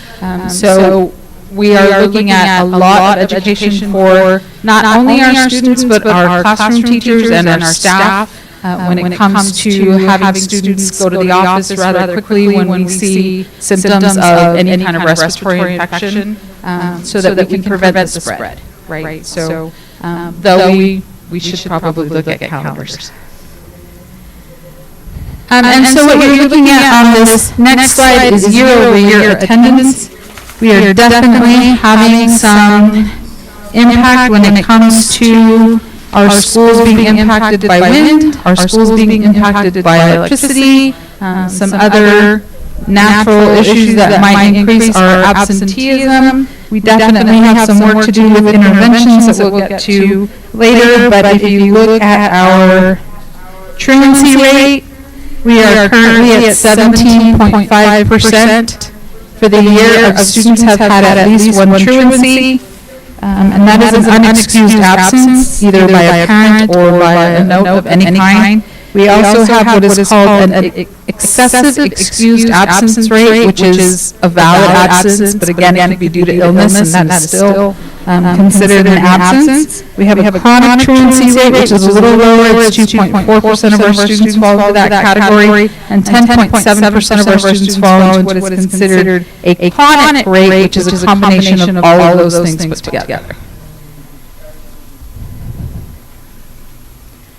This is just a different graphic of the same information. And if you look at the combination of excellent attendance, satisfactory attendance, and manageable attendance, that is obviously a grand majority. It's the dark blue, the light blue, and the green. We do have 1.7% of our students, or roughly 90 students, that have already missed 21.6 days of school to date. And that is just this academic school year. That's a huge impact on academic performance. If you're not in school, you really can't learn. So we kind of have a double-edged sword. We really can't have you in school if you're contagious, but we really do need to make sure you're in school when you're not. Right? So we're trying to balance that. Here is again year-over-year total absence. What is considered excellent absence? We've dropped to 26.2%, or I'm sorry, 26% of our students are missing less than a day of school. We have satisfactory, which is 42.6, so we're at about 65% of our students are in a great range, and then we have some chronic, which are in the 10.7. This is. We also have the next graph is by grade level. If you were looking at the green line across the top, that is the state average. Our average is still well below the state, however, we can always make improvements. So 10% of our seniors might have a little bit of senioritis, so we will keep working on that. And this is again year-over-year for each grade level. We are seeing some significant rises. Again, this may be due to illness, it may be due to our closing for wind-related or electricity-related. It could be any other natural disaster based on that calendar from last year. And it could be an extended stay during vacations. This is again another graphic for the same data, so that it's broken down by grade level over a 3-year period. You can see that almost every grade has a rise. And this is by school site. So Webster stayed about the same. Most of our students at Webster, Blanchard, most of our elementary schools are pretty consistent. We do have some peaks at our secondaries. And then we are looking at next the interventions that have been put in place and tried. And so we are looking at conference trends. And so what that looks like is when our students fall into the category of chronic or excessive absenteeism, we do set up conferences. Last year in total, we held 856 conferences with parents.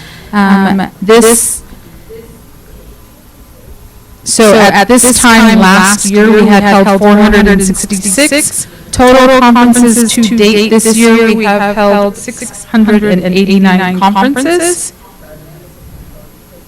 We have what is called closed cases, meaning that we have seen improvement in cases when conferences have been held in 81.7% of the cases where we bring in families to discuss any obstacles they have for bringing their students to school. So we are on target with that recommended intervention.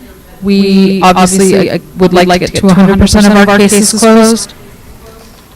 This is what's considered the effectiveness of those meetings. So prior to having a conference, the days missed were 449, and subsequent to those conferences, we had 257 days missed. And so it does show that there is some impact having those conferences with parents when you're able to cut the number of absences in half. Again, not the best to have 227 absences, but an improvement. This is the initial pattern that we have for sending out letters. So part of the process when we have students that are having some issues with attendance is that we send out first, second, and third letters. First truancy letters to date, we've sent out 1,607 letters to families. We've sent out 689 second truancy letters, meaning we had a drop, so the first letter worked. And then the third truancy letters, there were 241 that were sent out. Again, each successive mailing, we've had less, meaning that their attendance has been improved or resolved as of the second or third mailing.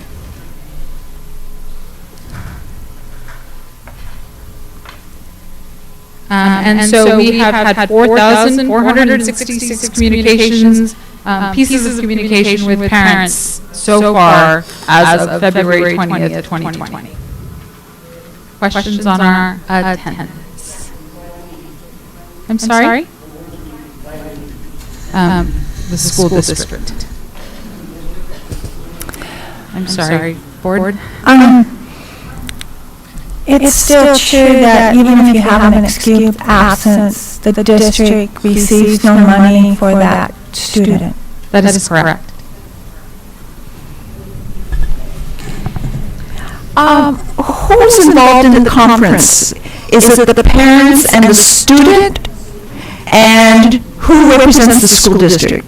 The school site administration holds the conferences, and so at each site, it is the site administration, likely a counselor. At the high school, it is a counselor and the assigned assistant principal, and they are setting up.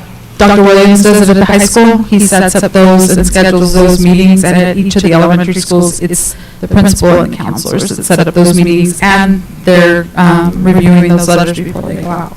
So the student is actually involved with their parents? I think it's case by case, depending on the age of the student. If you're in elementary school, the responsibility of getting to school is generally with the parent, and as they get older, it's probably likely that the students are in the meetings. At Renaissance, is the outreach coordinator doing that?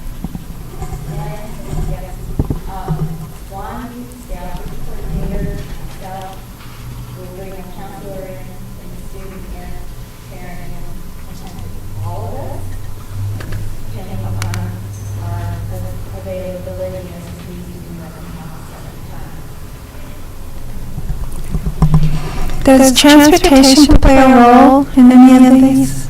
Sometimes. And so when we get to the level of having these conferences, I know that if there are obstacles, our principals work on those obstacles. So I know that most especially have had reports from our elementary schools, and maybe Ms. Doan can chime in a little bit, but we provide services and/or resources. There are tokens that can be provided for the buses. There are bus passes that can be bought with some categorical funds. There are other donations that have been provided when there are uniform issues that might come up.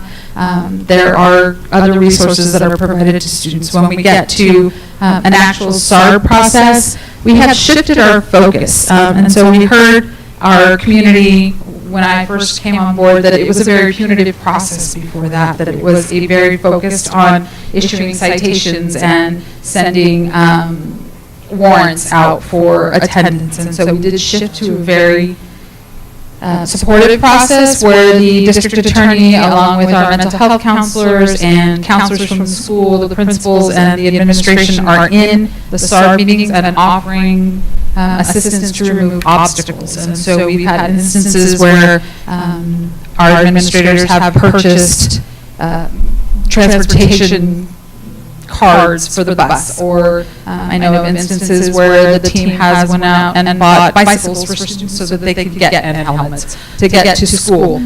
They have gone out and, when our local store was still open, gone and bought uniforms for students because there was an issue with the number of uniforms. So we tried to shift to a more supportive role, and that's where we are now.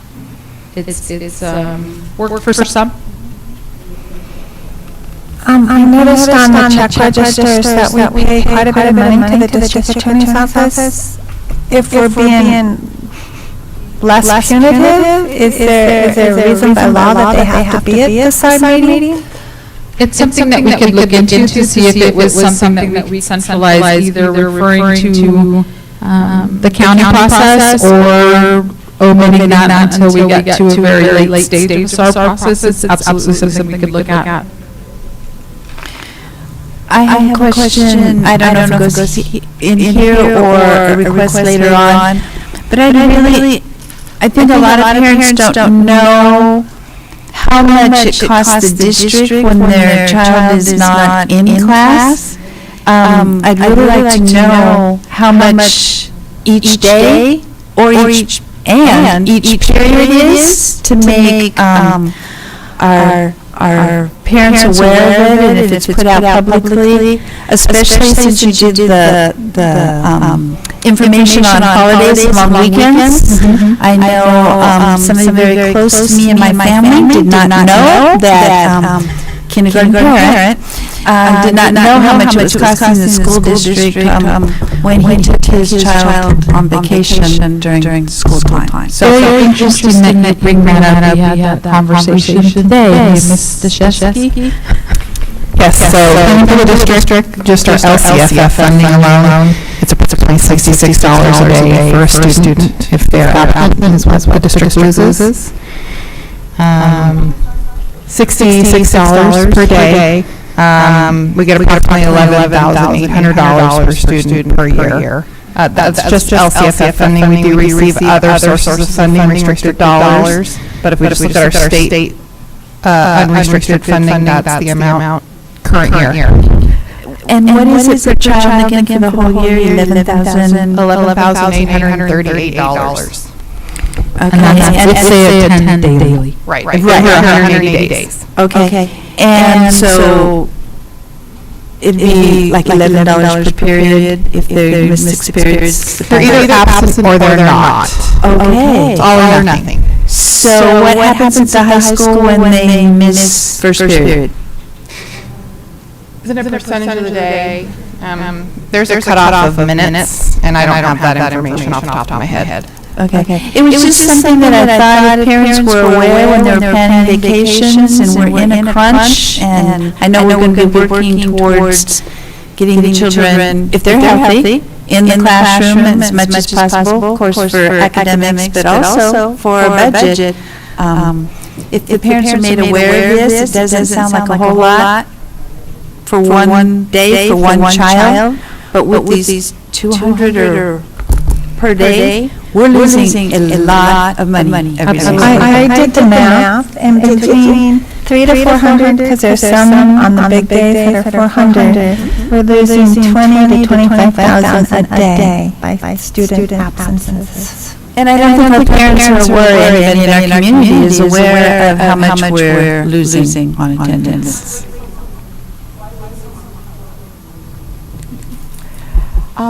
I think Mrs. Lee brings up an excellent idea of how to, as a marketing tool, how do we let the parents know? I mean, I know, I did it because I wanted to go to Disneyland on an off day. And you know what? I didn't know, and I'm somewhat educated. And so I think it's a very valid point. How do we get the message out to our parents that, going to Mexico during Christmas is great, but be back in time. Be back in time, for school start. Absolutely. And I know that our principals are having those conversations regularly with families, because we do get notified that families are leaving, and when they're coming back, and they let us know in advance. And so I do know that especially our elementary school principals are having those conversations, but we can definitely provide them with the information of cost. Yeah, I know when I was in high school math, I had to be there every day in order to get the concept. If I missed a day, I was like lost. So I can imagine, how it is when you miss, I'm thinking of math in particular. Absolutely. So it all ties into achievement and costs and everything. Absolutely. I wanted to ask a question about attendance. As far as parents being notified and excuses. I know when it may have changed after high school since I was working there, but the students had to have their excuses in by phone, or at one time you could bring a note. And I think there's a limit as to how many days that can be, or you have to go to Saturday school. Because my grandson just got snagged doing that. So his mom didn't, they actually found it on the recording, but when they thought it wasn't on there, he was going to have to go to Saturday school. So I wonder if, are there any kinds of things like that in elementary and middle school too?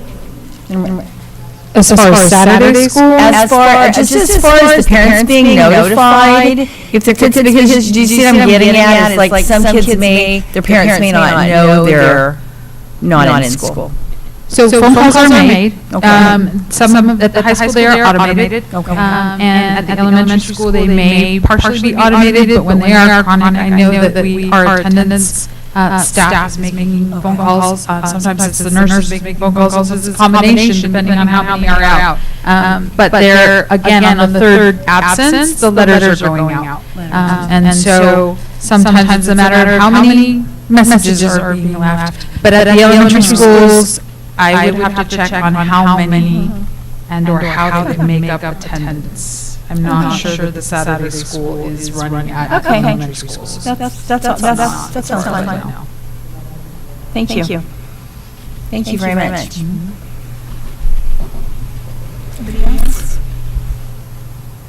Thank you, Ms. Gregory. All right. And now that brings us to board member comments and requests. And Dr. Cora has something he'd like. Oh, I'm so sorry. I'm trying to give you guys out of here. Sorry. Sorry.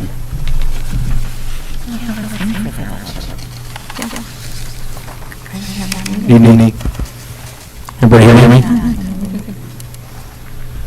Administration, members of the board, staff, community members, good evening. My name is Jason Claros. I am the mental health counselor for district here. I was hired in October of 2018. So we were tasked with developing a comprehensive mental health counseling program, and I'm happy to provide you with some comparative data in some larger sample sizes that we've been able to collect between the semester 2 of the 2018-2019 school year and semester 1 of the 2019-2020 school year. Did I get that right? First, I wanted to just explain and review the purpose of the mental health counseling program, and that is for the mental health counselor to provide a clinical counseling service to students that have been identified as requiring or needing more frequent counseling services in-house and within the district, and sometimes even prior to referring them to an outside service such as Ventura County Behavioral Health or Clinicus. So we make an effort to see if we can mitigate specific symptoms that students may have regarding anxiety or depression or any other issue at the district level prior to maybe possibly referring on to a more intensive service. The next slide here, is this mine? So, not sure if you remember this slide from last February of this year. We provided a very small sample size, a snapshot of what we had done up until that point in February 2019. We did anticipate that we would do a lot of individual sessions with students and also be involved with crisis situations, which at the time, which what we developed when we developed the program, our primary role was to ensure the timely response for immediate support to students and faculty for mental health-related emergencies, critical incidents, and other safety concerns. And our secondary role, as we had indicated to you last February, was to provide students with more frequent mental health support through the delivery of clinical counseling services in an effort to enhance their personal and academic achievement. And so we anticipated that we would be doing a lot of our secondary responsibilities while also making sure that we are available on call at any time that a student, we're notified that a student is in a crisis or a possible mental health crisis. And as you can see by the pie chart, we, for the most part, conducted equal parts, that red pie, equal parts addressing crisis situations, intervention, and we spent most of our time conducting individual sessions with students. And the blue pie was taken up by consultation and attending meetings, IEPs, skip meetings, SST, and collaborating with our staff and also community members and families to ensure that students get their needs met. One thing I did want to mention before I move on is, we did have some future planning to provide mental health awareness training to staff, and also youth mental health first aid training by the California Department of Education, which I'll explain what we've been able to accomplish for that specific objective. And also address Mental Health Awareness Month, which is every May. And also address Suicide Prevention Awareness Month, which is every September. So as you can see, I have my yellow ribbon and my green ribbon to spread awareness. And before I go on, I just want to mention that the individuals who really kickstarted our program were the counselors, because they're the ones that did the screening and identified students that were in need of additional support, additional layer of clinical support. So they really kickstarted our program, and they sent us a total of 59 referrals in the second semester of the 2018-2019 year. And as you can see in this chart, the green indicates number of referrals per month. The yellow is the number of individual sessions, and the red is the number of crises that we addressed during those months. Together, myself and Rachel conducted 339 individual sessions. We served a total of 100 students. We addressed one critical incident, and that was a huge collaboration among administrators and staff and teachers to address that critical incident due to the support required for all the students that were impacted from that. We conducted 12 risk assessments, and with that, we were able to safety plan with 11 of those students and family members without requiring a psychiatric hospitalization at that time. And one thing not captured in the graph indicates 7,000 minutes of consultation, collaboration, and support participation in other meetings. So as you can see, in January 19, we had 41 visits, and those individual sessions increased through March. We had 2 weeks off in April, so a little bit less, and then back up to over 80 sessions in May, and I think there was like 6 days in June. We did conduct mental health awareness training on 2 occasions, in January and February of last year. We attended the wellness fair as well and provided training on self-care, and we also were able to address Mental Health Awareness Month. So as you can see here, this is first semester from the 1920 school year, and we were able to evaluate some of the things we did in the last full semester that we provided service, and we added a couple of things. And one of the things we added was a Columbia Suicide Severity Rating Scale, which is an evidence-based risk assessment rating scale that all of our counselors are now currently trained to screen in all students. And that's in purple. And we also had a case management for teen parents, which Rachel is 100% responsible for the service that she provides to the students, most of the students at Renaissance and some at the high school as well. So last semester we had 97 total referrals, almost 100 total referrals. And then I'll break down who referred, which schools referred these students to us. We conducted 346 individual sessions. I just want to keep in mind that the second semester of 2018-2019, there were 6 months, and I believe there were 339 individual sessions. And this semester, this past semester, is taking over 5 months, and we had 346 individual sessions. So as you can see, that number just continues to increase because the counselors are continuing to screen these students and identifying them as requiring some additional support. And some of the other things we were able to accomplish was attending local community meetings such as ELAC and PTSA to provide suicide prevention awareness presentations during those meetings. And the district has also invested in us to become youth mental health first aid trainers to provide youth mental health first aid to staff within the district. By next Thursday, we will have trained 47 staff total. And we do have a goal to train 60 by the end of the school year. And I believe we may even train more because we're starting to run out of books.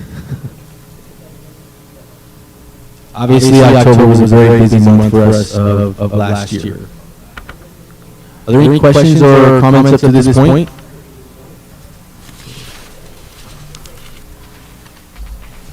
So a couple of things that the mental health counseling program provides to teen parents would include ensuring that they have access to things in the community. And that would include WIC, Adolescent Family Life Program, daycare or child care in the event that they're in class or school, and also if they're in need of any type of counseling services outside of the district, if required. But it's my understanding that Rachel works closely with these students and their families who communicate with them whether or not they need support at that time. So that's what the case management really requires, is just checking in with the students and families, say, do you guys need anything? And they say, no, we're good, and then we can follow up with them the following month. So typically it's about once a month case management. And so here's a referral by school for last semester.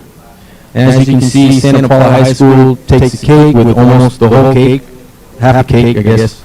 And about 80% of these referrals are from 6th grade and up. And about 20% take up the all 5 of the elementary schools at this time. But we continue to collaborate with each school and ensure that if they have any mental health needs that we're able to address for students, that we address those and screen as needed. So this is our last slide here. What I did was just break down our referrals, individual visits, and crisis. And as you can see, a clear increase from semester 2 of 18-19 to semester 1 of 19-20. And we really anticipate maybe not increasing individual visits due to capacity, but we really want to continue to formalize our program better. We received some very good feedback from our members at the LCAP committee on Monday. And so, we're going to take that information and we're going to try to make our program as best we can. We have realized that there's a lot of people that maybe didn't know about our program. So we can definitely do a better job at ensuring that we send out the notice and send out information to families and parents about our services that we can provide within the district. And You might be wondering why is there so many crisis situations in semester one of last year. But the reason for that is because our counselors continue to screen for students who may be at risk. Even if a student says, I want to die, or I think I might want to hurt myself, and then that triggers that prompts the protocol that all of our counselors have been trained to do, and they reach out to us if they need any additional support. So that's pretty much where we're at this point. We already have 15 to 20 referrals in the second semester of the 1920 year, and we continue to provide them with as much support as we can. Any questions or comments up to this juncture? I just had a really quick comment. I wanted to thank you and Rachel for coming to the LCAP, where there are members from different committees and the community, and giving, there's a little bit extra here, but a detailed report to our LCAP about what you do and the importance of your position. So thank you. Welcome. I had a couple of comments. The statistic that pointed, that reaches out to me is that you had 11 safety plans with 12 risk assessments and 11 safety plans and 1 hospitalization. I think that's a tremendous figure in preventing hospitalizations. I really take my hat off to the work you and Rachel do, because if you're able to do that, that's saying a lot for these families in crisis. Just the whole idea of going into a facility is devastating on families. It's if you've never done it, you don't know what it's like. But if you have, it's devastating. Are you and Rachel bilingual? No. Okay, so how does that work when you have to deal with families, Spanish-speaking families? What do you do? It depends on the school that we're at. So, for me, I have some individuals at each school that I'm able to enlist to assist me with translation services if required. Even if I'm at the district office, I would have either Vanessa's the one who makes phone calls for me if need be. But it does depend on the school. One thing I like to do in that situation where there is that barrier is I try to enlist someone who does know the family and has been working with the child and working with the student, so that they're able to be a part of that process. Because it's always better to have a familiar face and not someone that doesn't speak doesn't speak Spanish at that time. So it's nice to bring someone in that knows the student, knows the family, and makes it a little bit more comfortable.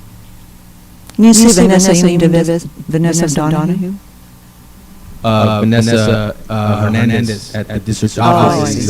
She's very great with assisting me with making phone calls on a timely manner. Thank you. If I could say to the board, I think our district is extremely lucky to have Mr. Claros and Ms. Forbes. They do a wonderful job. So, Mr. Claros, thank you, and Ms. Giri, thank you for your presentation earlier as well.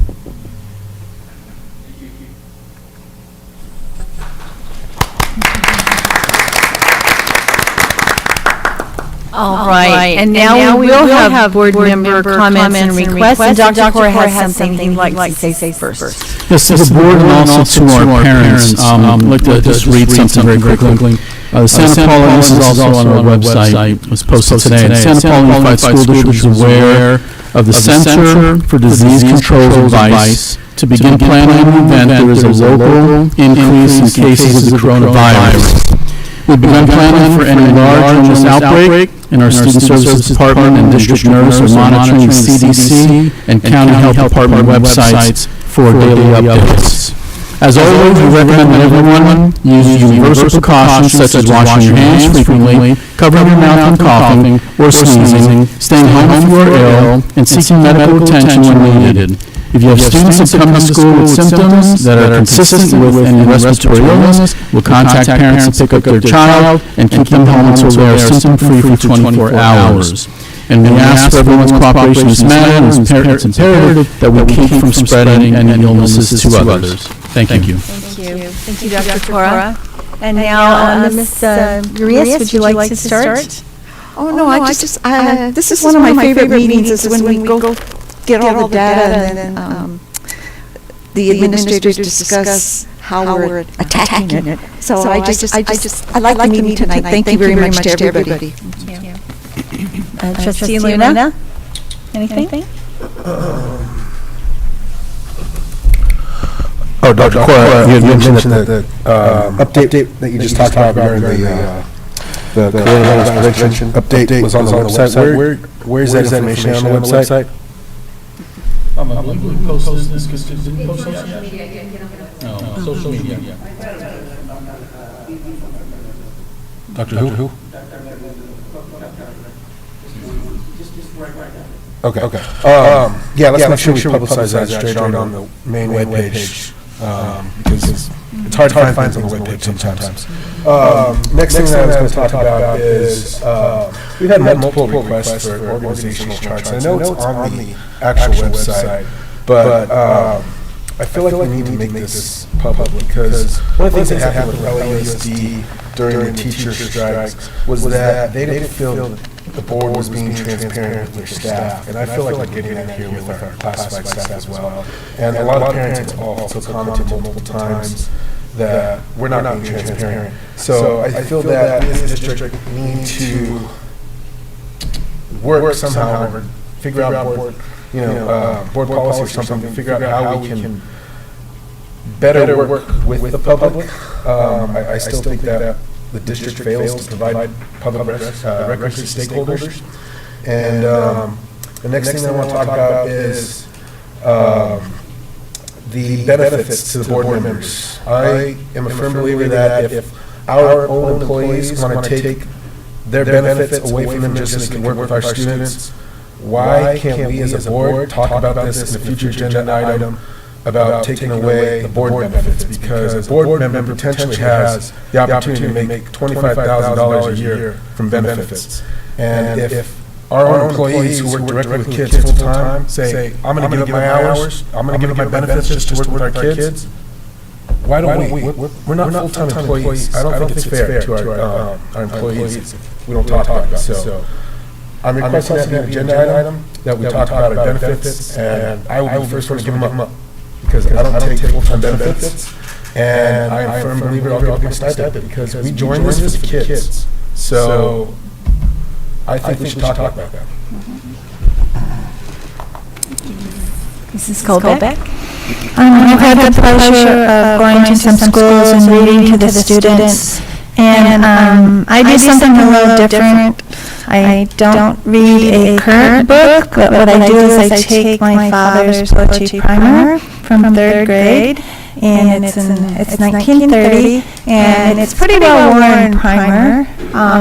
There's a lot of funny little poems in there, and then, as my dad always said, something's not really worth something unless you get to touch it. So they get to touch his primer. And then the other fun thing about the reading thing is I take this group of leather postcards, and there's writing on there, and there's very colorful paintings, and then I explain how, people used to use this to mail letters. And the oldest postcard on there with the postmark of 1906, and you should see the kids' eyes, and then they're trying to count how many years, and then they want to know if I'm as old as the postcard. So, anyway, I'm not as old as the postcards, but it's fun to go because I explain to them that maybe in 114 years they won't have that cell phone or that iPad or the computer with something to read on, so maybe they should pick a book that they like. So that's one fun thing. I also had the opportunity to go to the health fair, and I have to tell you that speaker was awesome. I wish all of Santa Paula could hear it. Usually, sometimes as board members we go and we just kind of cringe because we're in the front row, and that means we have to stay for the speaker. And so I was so pleasantly surprised that I didn't want to leave. She was awesome. This was her parent power talk. She has other talks, and I know she's extremely busy. She's the deputy DA from San Bernardino County. But if there's some way we could get a packed house for her, it is so worth it. She has a message, and I just can't tell you how grateful I was. And the mental health, Jason and Rachel were there, and even though they don't speak Spanish, they were having really nice conversations in broken Spanish and broken English. So as long as you have a warm approach, sometimes you can speak. And I just want to thank everyone who's, has come out to these board meetings, because as board members, we do represent all of the constituents in Santa Paula. Thank you. Thank you. Me? I just wanted to start by congratulating our winter sports participants, our athletes, boys soccer, girls basketball. It was amazing watching them play, and with so much community support behind them, it was so proud of all of the athletes. Monday was a wonderful day. It started off with a dual immersion parent meeting. It was excellent. The presenter, Linda Hardman Green, is one of the best presenters I've ever heard. She had a microphone that was kind of going in and out. She didn't skip a second of her presentation. So dedicated to the idea of us starting the dual immersion. She lists the benefits, the design. So kudos to the committee and going step by step. I was just reading in the paper, I think it was Santa Barbara, that they're kind of springing this on the community, and the community is a little shocked about it, where staff and the committee has taken it step by step and really brought parents in, and it's been wonderful. And I just wanted to finish off with a reminder on the census. Hopefully it will get out to the public that the community library is also a place where they can go, and it will be set up and available with the computers for our residents that don't have a computer at home but would like to use one. So the library will be one of those locations.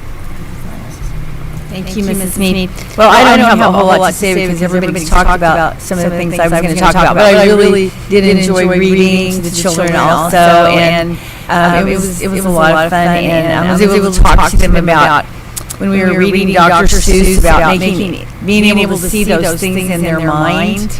And if they couldn't do that if they tried to, that it would start happening, and then they would become better readers and better rememberers of what they read.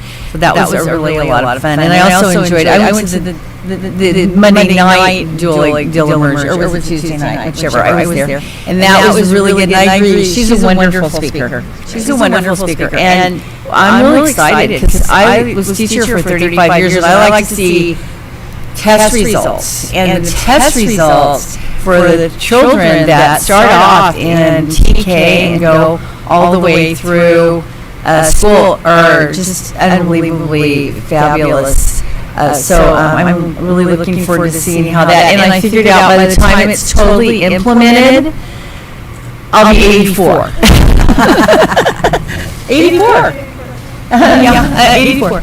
So anyway, it was really great. I'm excited about the things that are happening in our district, and I believe that we have a bright future ahead of us, because we have parents who care, we have teachers and staff who care, and I think it's going to be, my grandchildren are in it, and so I'm happy about that. And also, I just wanted to say, I know you're tired of me talking about my husband, but he has a torn rotator cuff right now, and he's going for to 2 trees for physical therapy, and the 2 young ladies who were there working on him are former students from Santa Paula School District and then from the high school. So it's just really great to see all of our students around town. I know I say this all the time, but it's a wonderful feeling to see them around town. And so with that, I'm going to close.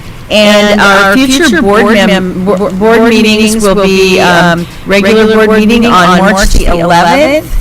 And we are going to adjourn to closed session, and the board will go back into, I'm sorry, we're going to adjourn from open session, and the board will go back into closed session to discuss item 2E. And so with that, I'm going to adjourn the meeting at 8:28. Thank you.